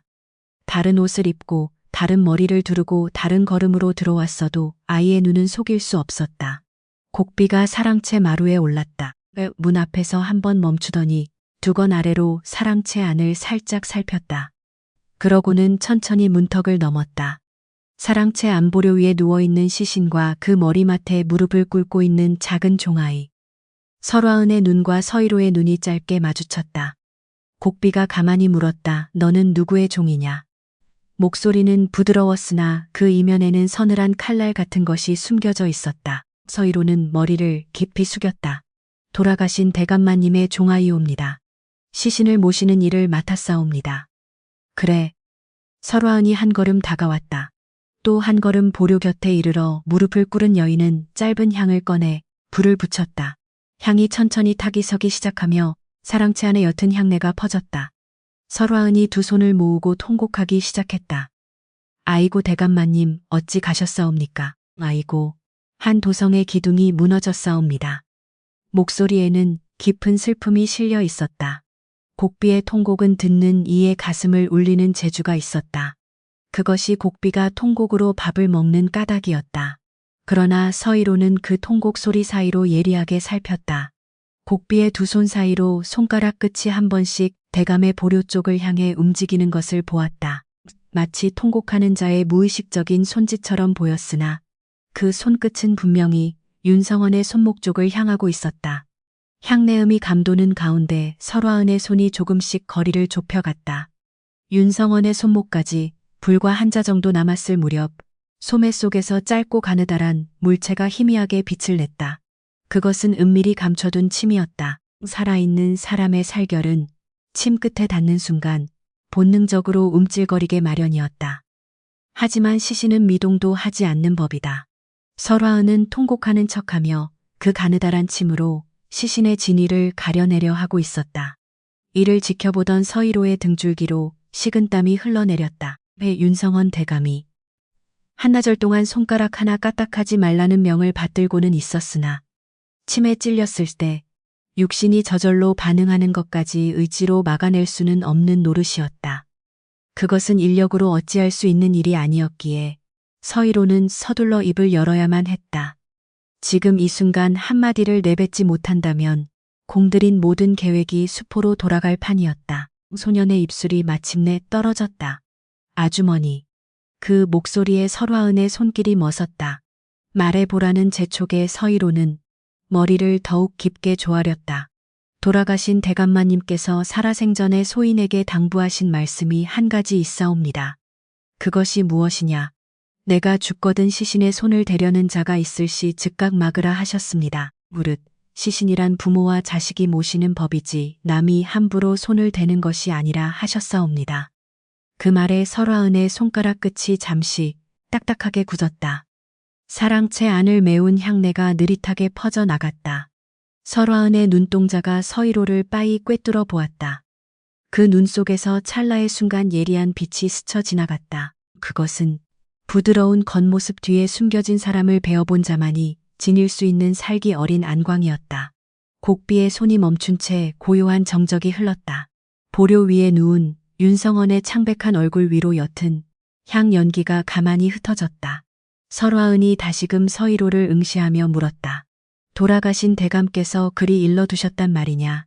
예, 그렇사옵니다. 한낱 종아이에게 그런 중한 일을 맡기실 만큼 살아생전에 대감께서 너를 지극히 아끼셨던 모양이구나. 예 대감께서는 소인을 친자식처럼 거두어 주셨사옵니다. 설화은의 입가에 옅은 미소가 감돌았다. 그 미소는 한없이 자애로워 보였으나 서희로에게는 도리어 섬뜩한 공포로 다가왔다. 설화은은 서희로의 어깨에 슬며시 손을 얹었다. 어린 녀석이 참으로 가상하구나. 그래. 시신은 마땅히 혈육이 모시는 것이 옳으니 내 손을 거두마. 그러나 그녀의 손은 서희로의 어깨에서 떨어지지 않았다. 향만은 내가 마저 올리고 가는 것이 예도가 아니겠느냐. 곡비가 향도 올리지 못한 채 돌아간다면 조문하러 온 보람이 없는 법이다. 그러니 너는 잠시 마루로 나가 있거라. 어른이 향을 올리는 자리에 종아이가 곁을 지키는 법은 없느니라. 서희로의 심장이 크게 요동쳤다. 이것이었다. 설화은은 침으로 생사를 확인하는 길이 막히자마자 곧장 두 번째 수단을 꺼내 들었다. 서희로를 밖으로 내보내고 시신과 자객 단둘이 남는 상황을 만들려는 속셈이었다. 그 한식경의 시간 아니라면 설화은은 어떤 짓이든 저지를 수 있었다. 칼끝으로 옷자락 아래의 살점을 남몰래 찔러볼 수도 있었고 코앞에 미세한 깃털을 대어 숨결의 흐름을 살필 수도 있었다. 서희로의 입에서 다급한 목소리가 흘러나왔다. 아주머니 잠시만요. 돌아가신 윤성원 대감마님께서 일러두신 또 한 가지가 있사옵니다. 서희로의 어깨를 짚고 있던 설화은의 손이 천천히 떨어졌다. 대감께서 또 무엇을 일러두셨다는 게냐. 제 시신 곁에서 이 종아이를 한식경도 떼어놓지 마라. 조문하러 온 자가 곁을 비우라 하더라도 한식경도 떨어지지 말고 곁을 지키라 하셨습니다. 그것이 대감마님의 마지막 유훈이라 하셨사옵니다. 설화은의 눈매가 아주 짧게 가늘어졌다. 부드러움 속에 감추어져 있던 그 날카로운 눈빛이 찰나의 순간 또렷이 드러났다. 살생을 배워본 자의 눈빛이자 사람의 속을 꿰뚫으며 자신을 가로막는 자의 깊이를 가늠하는 눈빛이었다. 돌아가신 어른께서 어찌 그리도 시시콜콜한 분부를 다 일러두셨다더냐. 어르신께서는 옥체가 좋지 않으시던 어제 저녁부터 소인을 곁에 두고 한마디 한마디 일러두셨사옵니다. 마치 오늘 가실 줄을 미리 헤아리신 듯 말입니다. 서희로의 어깨가 가늘게 떨려왔다. 눈가에 맺혀있던 물기 한 방울이 뺨을 타고 흘러내렸다. 그것은 꾸며낸 것이 아닌 진실된 눈물이었다. 어머니 한예빈을 잃은 어린 노비가 10년 세월 동안 거두어 주신 상전 시신으로 모시고 있는 자리에서 진짜 슬픔으로 길어 올린 물기였다. 설화은은 그 물기를 눈여겨보았다. 그녀는 사람의 거짓된 표정과 진실된 기색을 가리는 일에 능숙한 자였다. 설화은의 눈이 서희로의 그 눈물 한 방울을 가만히 들여다보았다. 이윽고 그녀가 짧게 일렀다. 그래 그러면 너도 향을 같이 올리자꾸나. 종이라 해도 어른의 마지막 가는 길에 향 한 번은 올릴 수 있는 법이다. 이에 설화은이 향을 한 단 더 꺼냈다. 향에 불을 붙이고는 서희로에게 건넸다. 서희로의 손이 떨리며 향을 받았다. 향 끝에서 가느다란 연기가 피어올랐다. 설화은이 시신 쪽으로 한 걸음 더 다가왔다. 이번에는 서희로가 곁을 지키고 있는 채였다. 설화은의 손이 향을 들어 윤성원의 머리맡 향로에 꽂았다. 그러고는 두 손을 모아 가만히 절을 올리는 자세를 취하였다. 그러나 그 절을 하는 사이로 설화은의 한쪽 손이 수의 자락 위로 천천히 아주 천천히 미끄러져 들어가고 있었다. 손가락 끝이 윤성원 대감의 옷자락 안쪽을 훑으며 파고들었다. 가슴팍 심장이 있는 자리였다. 설화은은 그곳에 손바닥을 가만히 얹으려는 속셈이었다. 살아있는 사람은 아무리 숨을 참아도 가슴이 미세하게 들썩이기 마련이고 정녕 죽은 사람은 가슴이 돌처럼 굳어있는 법이었다. 예민한 손바닥 한 장이 그 차이를 헤아리기에 가장 좋은 길이었다. 칼이 아니어도 침이 아니어도 그 손바닥 한 장의 감각이 모든 일을 그르칠 수 있었다. 서희로의 등에 식은땀이 흘렀다. 윤성원 대감에게 한나절 동안 숨을 들이쉬지 마시라는 당부는 전했으나 가사 상태에 든 사람의 가슴은 의지와 상관없이 아주 약하게 들썩이는 법이었다. 보통 사람의 손은 그 들썩임을 잡아내지 못하지만 살수에 숙련된 손바닥은 그것조차 포착해낼 수 있었다. 서희로의 입술이 다시금 열렸습니다. 이번에 흘러나온 것은 단순한 말 한마디가 아니었습니다.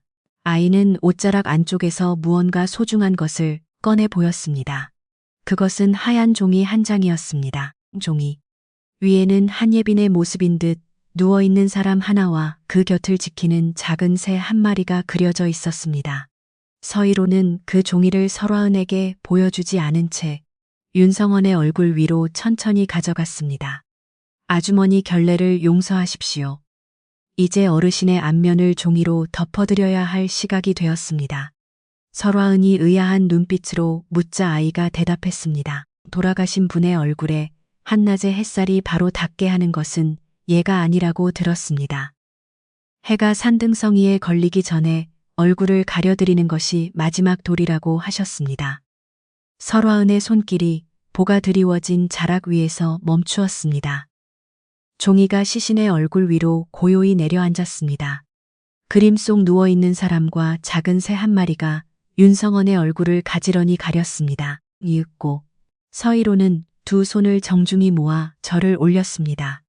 아주머니께서도 마지막 절을 올려주십시오. 얼굴을 가려드린 후에 예를 갖추는 것이 고인에 대한 예법이라 배웠습니다. 설화은은 한참 동안 서희로를 뚫어지게 바라보았습니다. 자객인 그녀는 이미 깨닫고 있었습니다. 이 어린아이가 의도적으로 자신의 손길을 차단하고 있다는 사실을 말입니다. 향을 피우고 분부를 받들며 이제는 종이 한 장을 핑계 삼아 시신에 손이 닿을 길을 하나씩 끊어내고 있었습니다. 한낱 종아이에 불과한 아이가 어찌 이런 치밀한 계산으로 자신을 막아설 수 있는지 설화순의 마음속에 처음으로 가느다란 의심이 피어올랐습니다. 하지만 의심이 뿌리를 내리기도 전에 설화은은 생각을 달리했습니다. 차라리 잘된 일인지도 모른다. 12. 이 어린 것이 이토록 정성을 다해 시신을 모시고 어른의 유훈을 하나하나 따르는 것을 보니 도리어 이 죽음이 실상이라는 믿음이 간다. 사람을 죽은 척을 꾸미는 자라면 종아이까지 이토록 세세하게 움직이도록 만들지는 못했을 터였다. 아이를 이만큼 가르친 어른이라면 그 죽음 또한 분명할 것이라 여겼습니다. 설화은은 천천히 두 손을 모아 절을 올렸습니다. 머리가 마루바닥에 닿아한 그녀의 눈동자가 살짝 옆으로 돌아가 서희로의 발끝을 살폈습니다. 아이의 발끝이 가늘게 떨리고 있었습니다. 그 떨림이 진실한 슬픔에서 비롯된 것인지 아니면 꾸며낸 것인지를 설화은의 날카로운 눈이 가늠하려 했습니다. 발끝의 떨림은 진짜였습니다. 어린 종아이가 거짓으로 그런 떨림까지 만들어낼 수는 없는 법이었습니다. 설화은은 엎드린 채 나직하게 읊조렸습니다.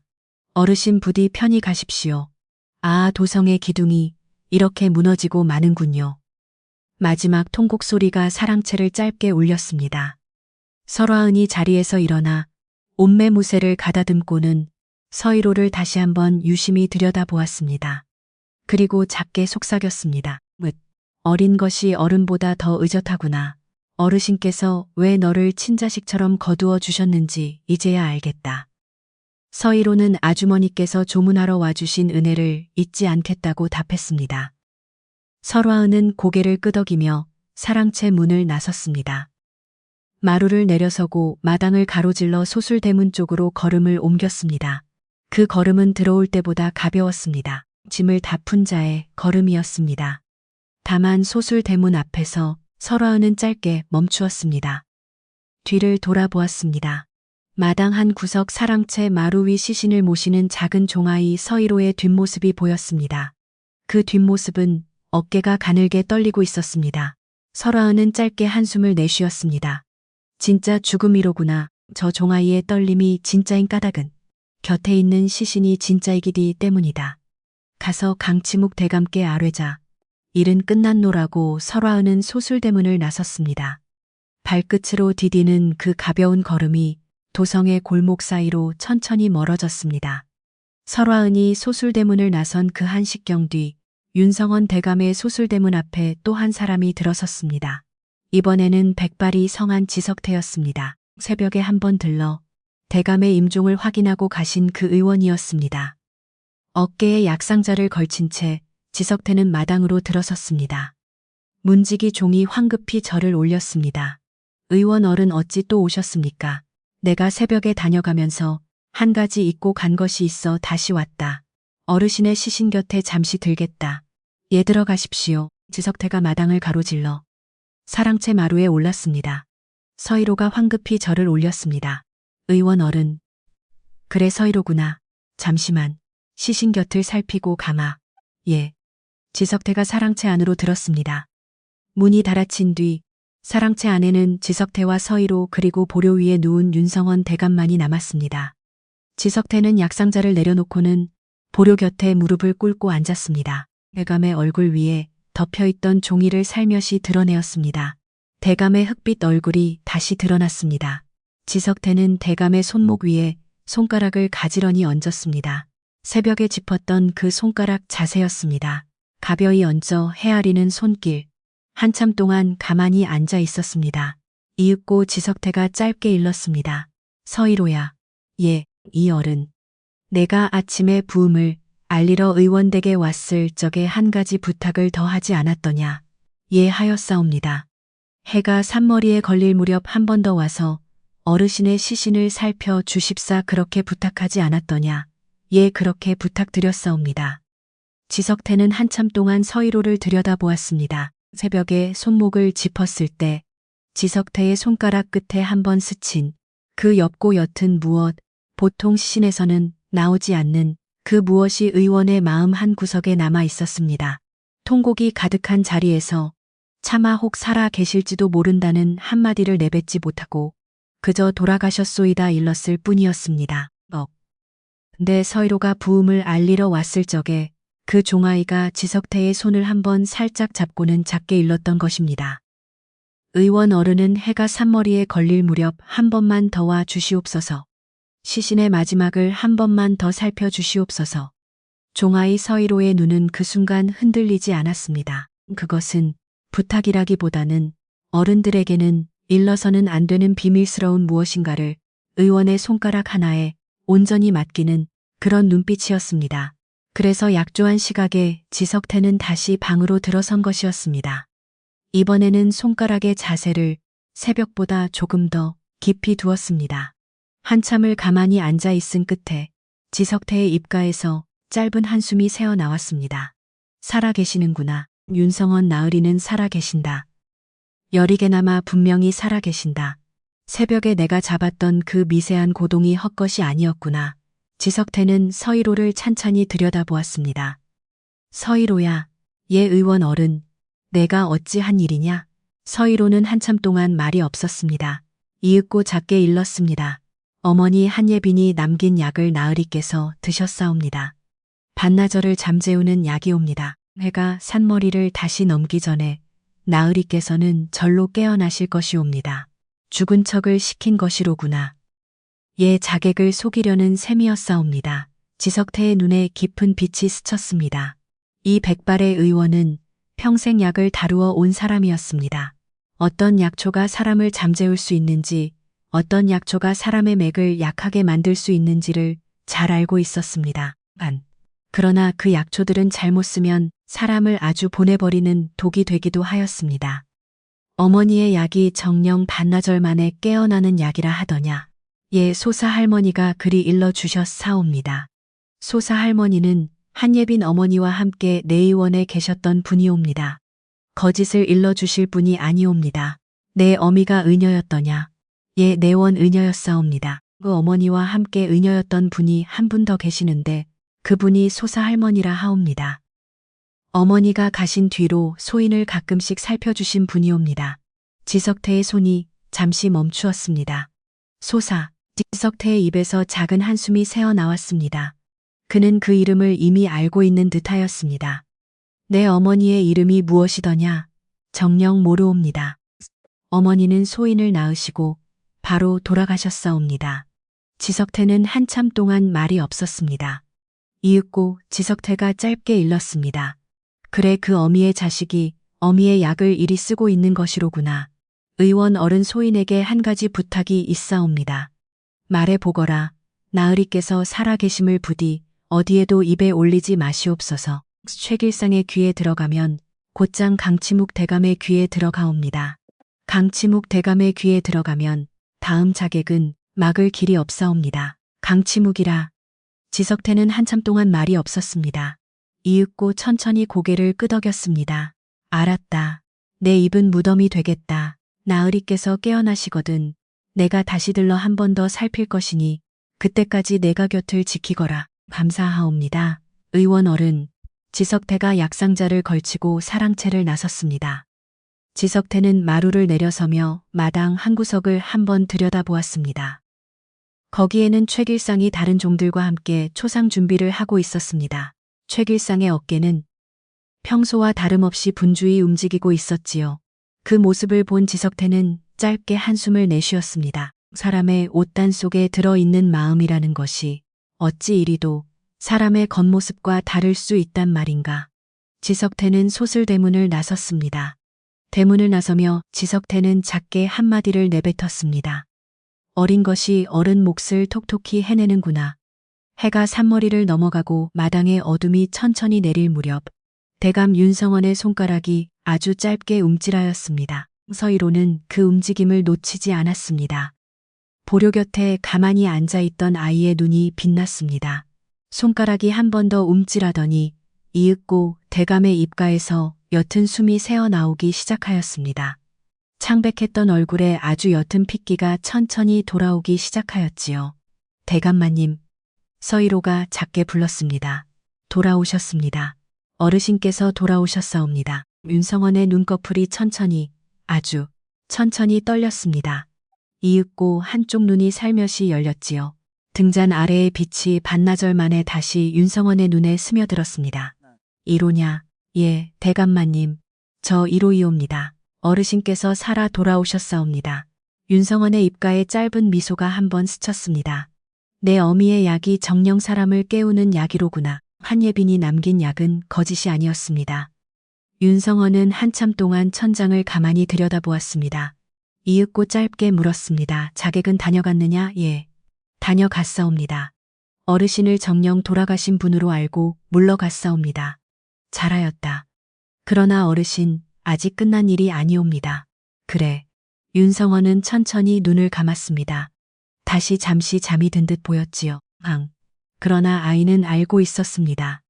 어르신은 잠이 든 것이 아니라 머릿속으로 다음 셈을 하고 계신 것이었습니다. 이제부터 진짜 일이 시작되는 것이었습니다. 좌상 강치묵의 무릎을 꺾는 일. 최길상의 마룻바닥 아래 숨겨진 종이들을 들고 강치묵의 사랑채로 걸음을 옮기는 일 말입니다. 서희로는 보료 곁에 가만히 앉아 있었습니다. 사랑채, 밖에서는 종들이 초상을 치르고 있었습니다. 갑매의 통곡 소리가 부엌 쪽에서 나직하게 들려왔습니다. 최길상의 분주한 발걸음 소리도 마당을 가로지르고 있었지요. 모든 것이 진짜 초상의 풍경이었습니다. 다만 보료 위의 시신만이 진짜 시신이 아니었습니다. 그리고 그 시신 곁에 무릎을 꿇고 있는 작은 종아이만이 사랑채 안에 모든 진실을 알고 있었습니다. 윤성원 대감이 깨어나신 뒤로 사흘이 흘렀습니다. 겉으로 보기에 댁은 여전히 초상집이었습니다. 사랑채 마루에는 흰 천이 드리워져 있었고 마당 한 구석의 매화나무 아래에는 부조로 들어온 종이등들이 고요히 놓여 있었습니다. 부엌의 감래는 여전히 통곡으로 하루를 시작하였고 최길상은 분주히 마당을 가로질러 다녔습니다. 다만 한 가지 달라진 것이 있었습니다. 사랑채 가장 깊숙한 안방, 시신이 모셔져 있던 자리 너머의 작은 골방에 윤성원 대감이 들어앉아 계셨습니다. 보료 위에 단정히 앉아 서희로가 들고 온 죽을 한 술씩 들고 계셨지요. 사경을 헤매다 깨어난 몸을 추스르는 시간이었습니다. 서희로가 죽 그릇을 받쳐 들고 작게 물었습니다. 대감마님, 옥체는 이제 어떠하시옵니까? 손끝에 힘이 돌아왔다. 다리도 한번 내디뎌 보았는데 흔들리지 않더구나. 참으로 다행이옵니다. 서희로야. 예, 대감마님. 윤성원 대감이 죽그릇을 천천히 내려놓았습니다. 그의 눈빛이 깊었습니다. 죽음의 문턱에서 돌아온 뒤 그 골방에서 대감이 헤아린 것이 한두 가지가 아니었음을 서희로는 짐작할 수 있었습니다. 최길상의 광마루장 아래에 묻혀 있다는 그 보퉁이 말이다. 예, 대감마님. 오늘 밤 그 보퉁이를 꺼내야겠다. 예, 명을 받들겠사옵니다. 나를 안내하거라. 나도 함께 가겠다. 내 눈으로 직접 보아야 한다. 내 손으로 직접 드러내야 한다. 그래야 이태환 앞에 나아갔을 때 한마디도 흔들리지 않고 아리올 수 있느니라. 서희로는 머리를 깊이 숙였습니다. 하오면 소인이 모시겠나이다. 그날 밤 마당의 닭이 첫 혼을 멀게 치는 깊은 밤이었습니다. 최길상의 방에서 등잔불이 꺼진 지 1시경이 지났을 무렵 사랑채 골방의 문이 살며시 열렸습니다.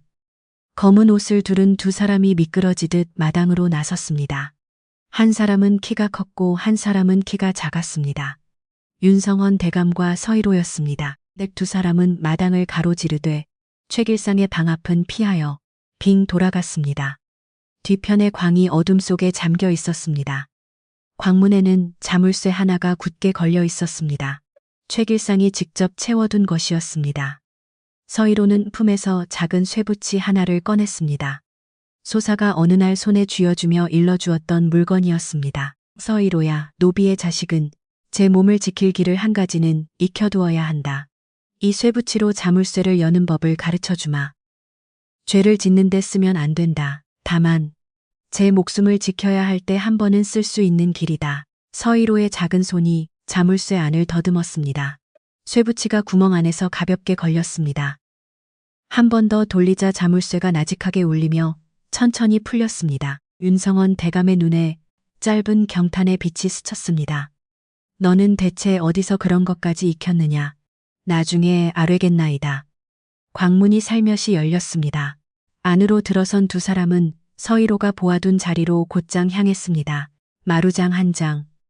다른 마루장과 다를 바 없었습니다. 서희로가 손가락으로 마루 끝을 가만히 들어 올렸습니다. 마루가 들리고 그 아래 흙이 한 번 파헤쳐져 있었습니다. 다시 흙을 덮어 위장한 흔적이 완연했다.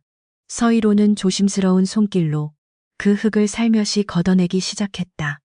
얼마 지나지 않아 흙먼지 사이로 단단히 묶인 작은 천 보퉁이 하나가 모습을 드러냈다. 윤성원은 떨리는 손으로 그 보퉁이를 집어들었다. 어두컴컴한 광 한 구석에서 등잔불을 나지막이 밝히니 누런 종이 뭉치가 보퉁이 안에서 쏟아져 나왔다. 어림잡아도 20장은 좋게 넘는 양이었다. 종이들은 하나같이 한쪽 모서리가 비스듬히 잘려나간 모양새였다. 서희로가 저작거리에서 목격했던 바로 그 기표였다. 윤성원이 그중 한 장을 펼쳤다. 그것은 분명 최길상의 필체였다. 윤 판서가 이달 초사흘에 환곡 장부를 다시 살피셨나이다. 좌상의 사위 이름이 적힌 대목에 붉은 점을 찍어 두셨나이다. 윤 판서가 초하루에 사간 대감을 사랑채로 불러들이셨나이다. 두 분이 1시경 동안 어떠한談판을 나누었는지는 미처 듣지 못하였으나 사간원 대감이 돌아가실 제품의 장부 한 권을 갈무리해 가셨나이다. 윤 판서가 초여드레의 도승지 대감의 댁을 친히 방문하셨나이다. 도승지 대감과의 대화 중에 좌상 대감의 함자가 오르내렸다는 소문이 도성에 파다하옵니다. 글을 읽어 내려가는 윤성원의 손끝이 가늘게 떨렸다.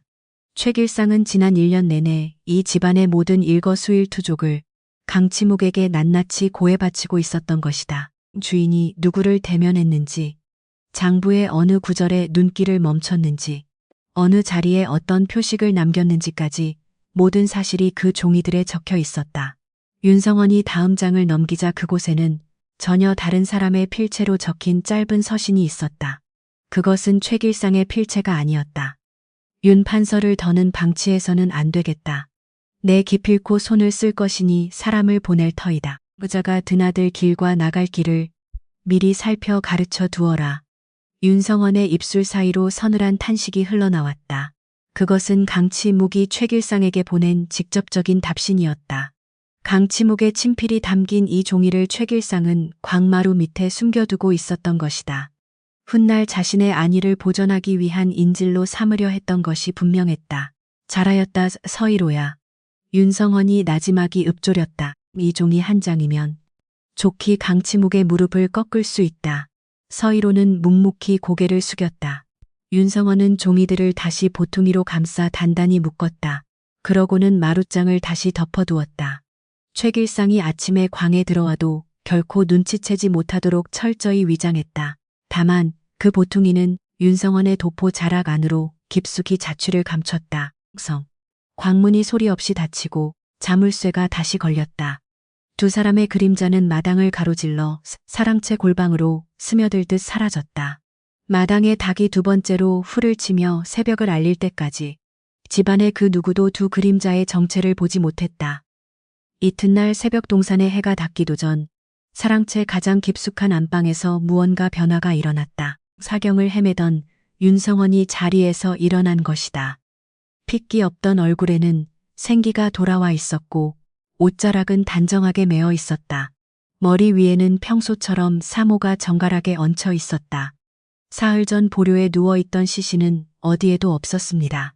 윤성원 대감이 사랑채 마루로 나서자 마당을 쓸던 하인 하나가 빗자루를 떨어뜨렸습니다. 대감마님께서 살아계신다며 대감마님께서 살아 돌아오셨다는 외침이 터져 나왔습니다.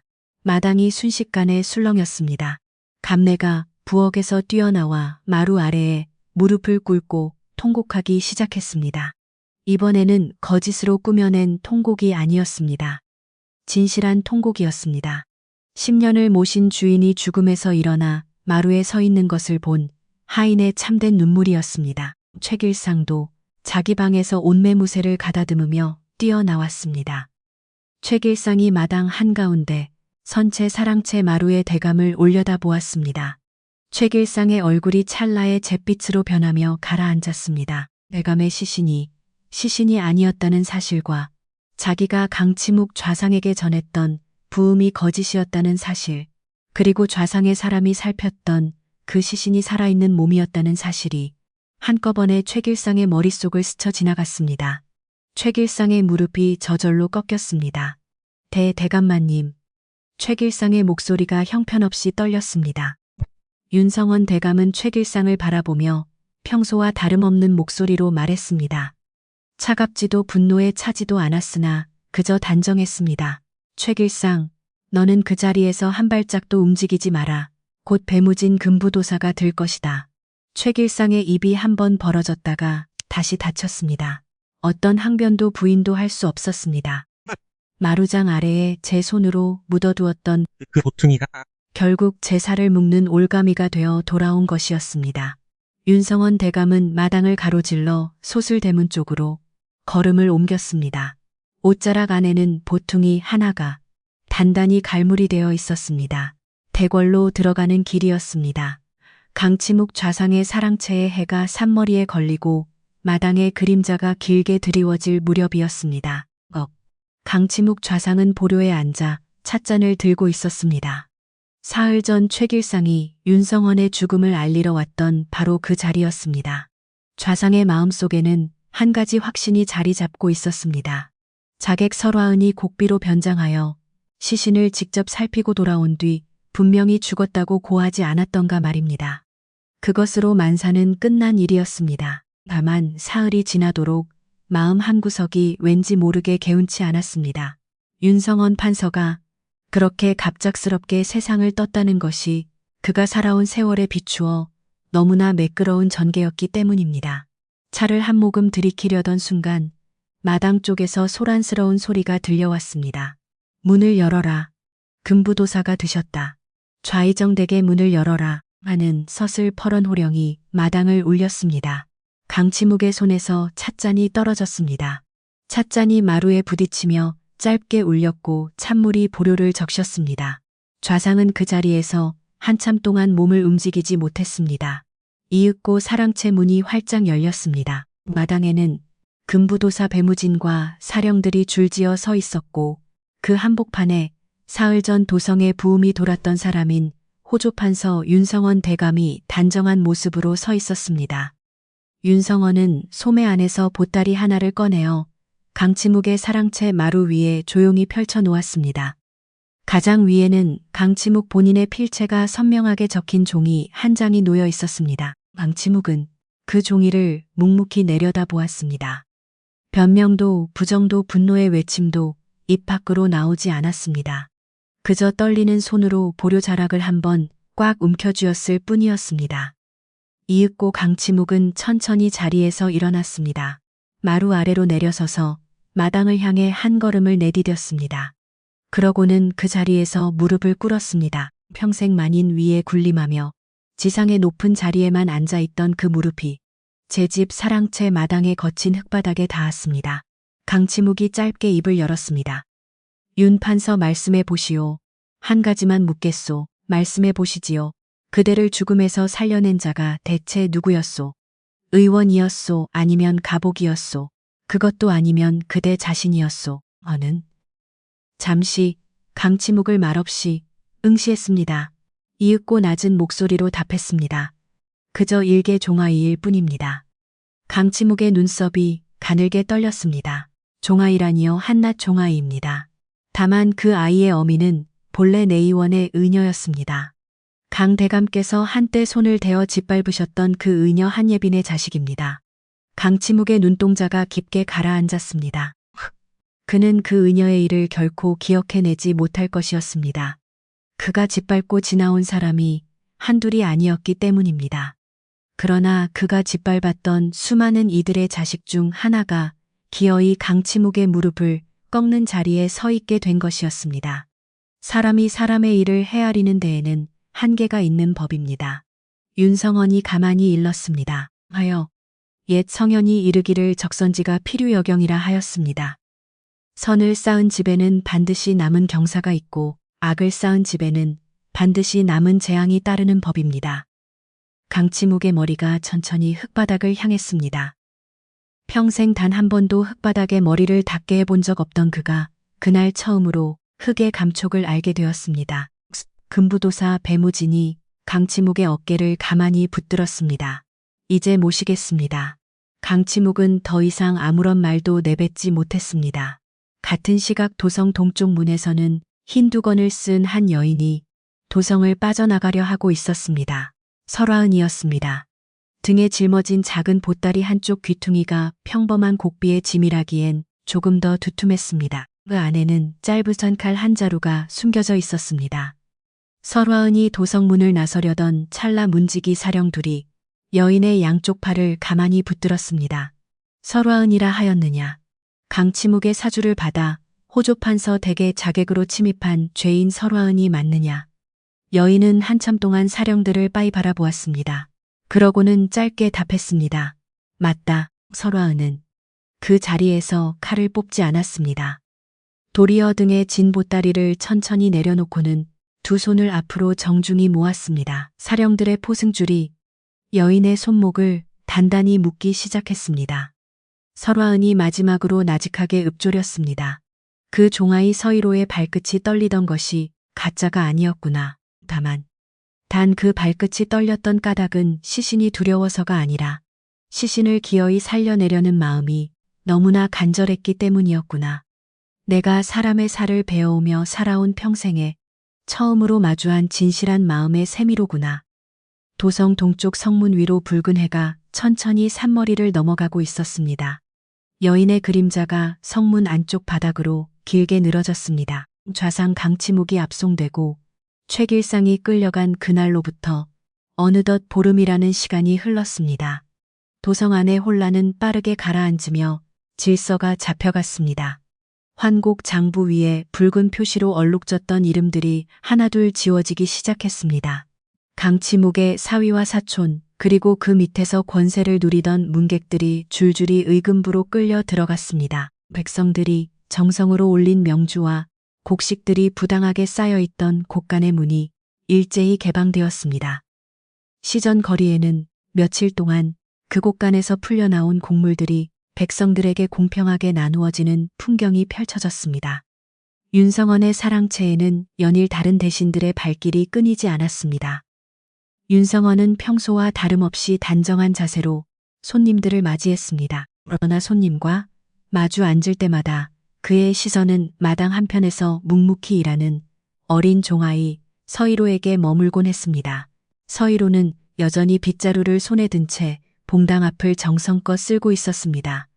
그 서툴고 느린 손길은 예나 지금이나 변함이 없었습니다. 다만 마당의 다른 노비들이 서이로를 바라보는 눈빛만큼은 확연히 달라져 있었습니다. 최길상이 떠난 자리는 여전히 비어 있었고 새로운 청지기는 아직 들여놓지 않은 상태였습니다. 해가 중천에 떠올라 정수리를 뜨겁게 달굴 무렵이었습니다. 소슬대문 밖에서 한 남자의 우렁찬 목소리가 울려 퍼졌습니다. 주상전하의 교지를 받으시옵소서. 그 외침과 동시에 떠들썩하던 마당은 찬물을 끼얹은 듯 고요해졌습니다. 마당의 종들이 일제히 바닥에 무릎을 꿇었습니다. 윤성원은 사랑채 마루로 나와 옷매무새를 가다듬은 뒤 마당을 향해 정중히 절을 올렸습니다. 내관 오정석이 들고 온 두루마리를 천천히 펼쳐 들었습니다. 호조판서 윤성원의 간호 서희로는 들으라. 마당 한 구석에서 비지를 하던 서희로의 손이 멈추었습니다. 아이의 손가락 끝이 가늘게 떨리기 시작했습니다. 서희로는 자신도 모르게 무릎이 꺾이며 흙바닥에 주저앉았습니다. 두 손으로 땅을 짚고 머리를 깊게 숙였습니다. 이태환 전하께서 일러두신 뜻을 전하는 오정석의 목소리가 마당에 명확하게 울려 퍼졌습니다. 호조판서 윤성원의 목숨을 구하고 좌의정 강치묵의 음모를 명백히 드러나게 한 서희로의 공이 결코 가볍지 않다 하셨다.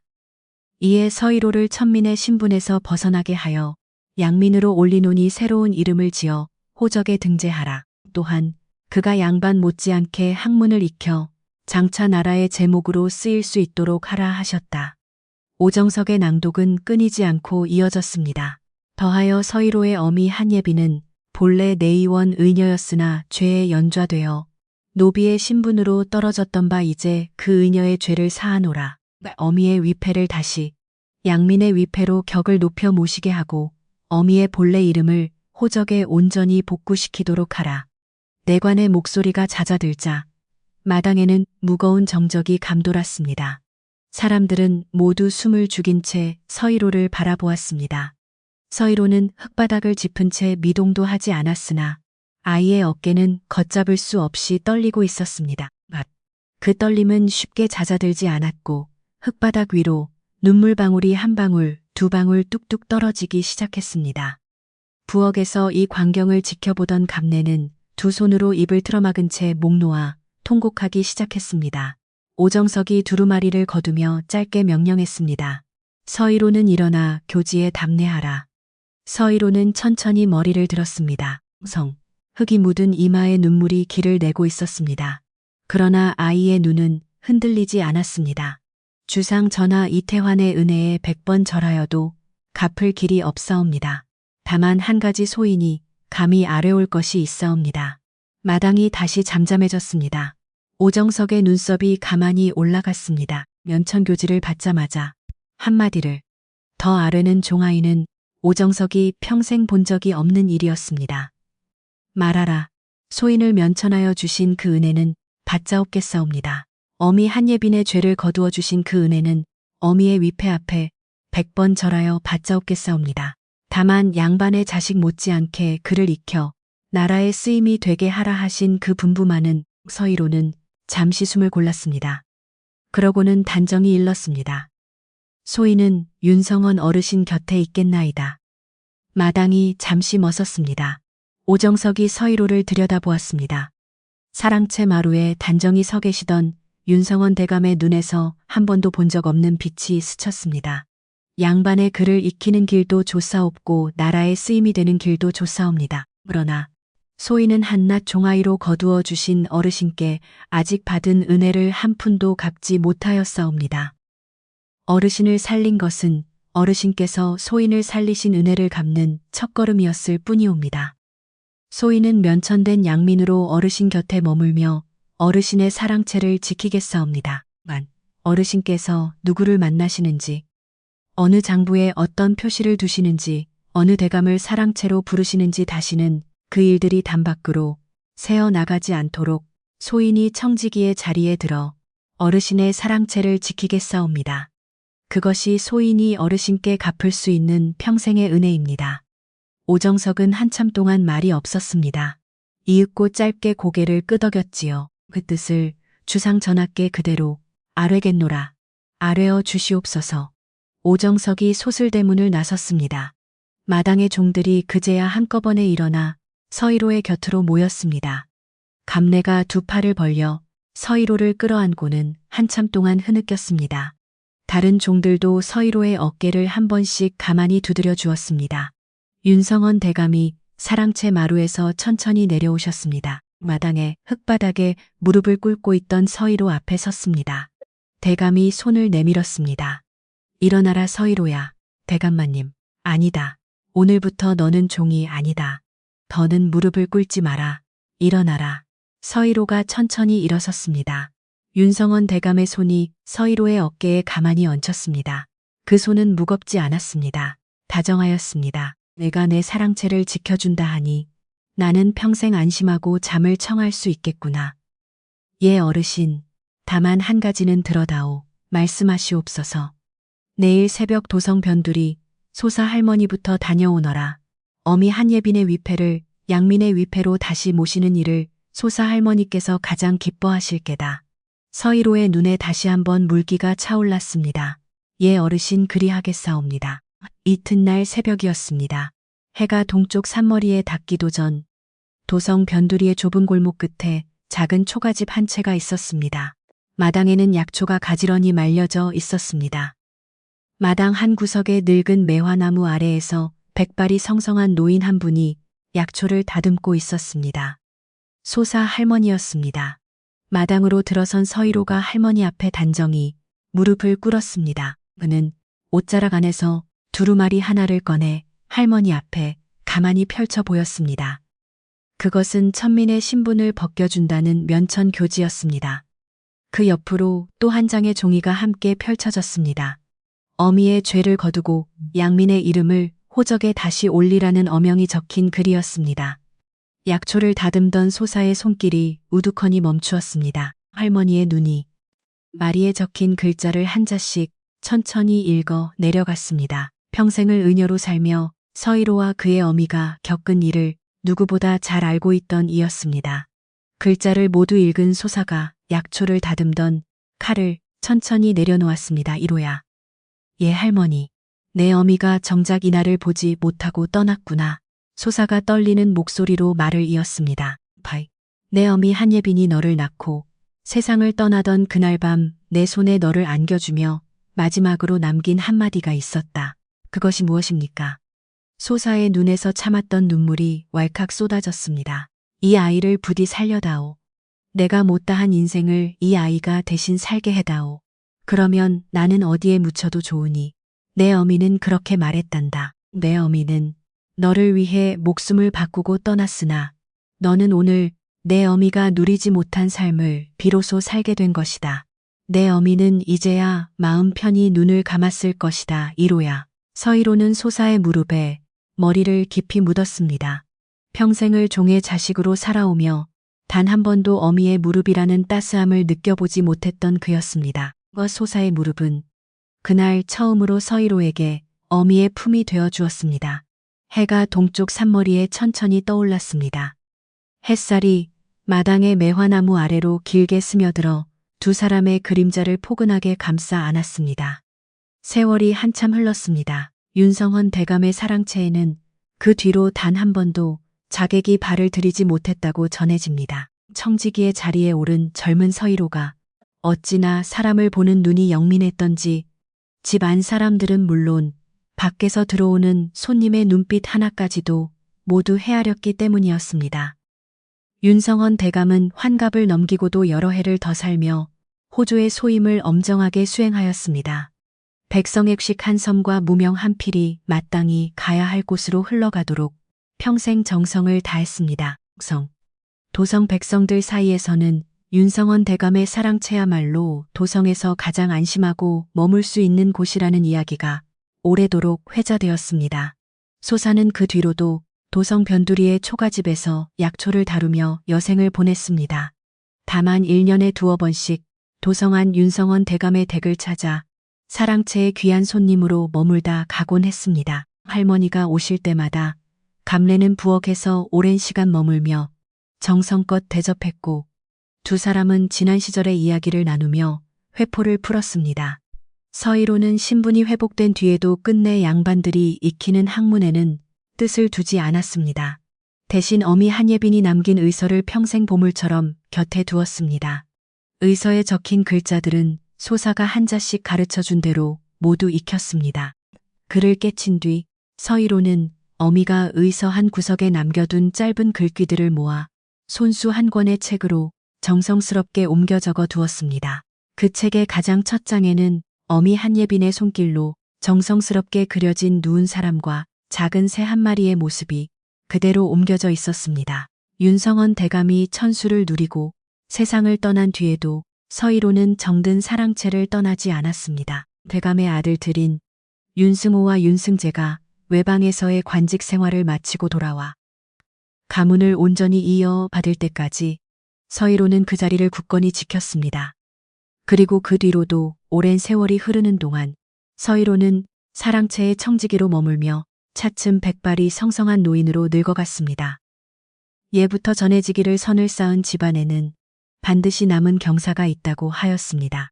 오로지 권력만을 탐하며 살수를 보내어 사람을 해하려 했던 강치묵은 결국 자신이 휘두른 그 칼날에 스스로의 무릎이 꺾이고 말았습니다. 사람의 살을 베고 남을 짓밟으며 살아온 자가 비천한 종이라 여겼던 한 아이의 진심 앞에 생전 처음으로 무릎을 꿇은 것입니다. 백성을 가엾이 여겨 구제의 손길을 거두지 않았던 윤성헌이라는 큰 어른의 마음이 노비 신분이었던 의녀 한예빈이 죽음의 문턱에서 제 자식의 손에 약초 한 봉지를 쥐어주었던 애틋한 마음과 만났습니다. 그 숭고한 두 마음이 한데 어우러져 도성 전체를 살리는 커다란 길로 이어진 셈입니다.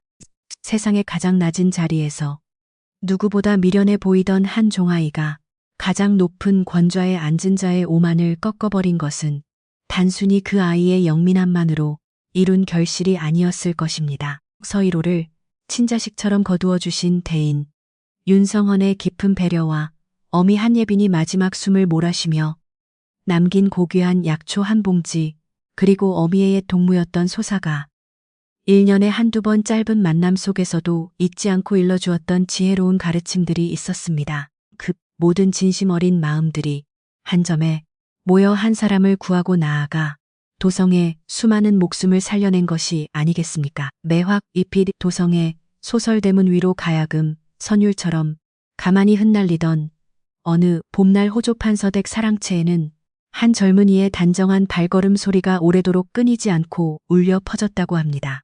이 흥미롭고도 감동적인 이야기를 끝까지 지켜봐 주신 분들께 깊은 감사를 드립니다.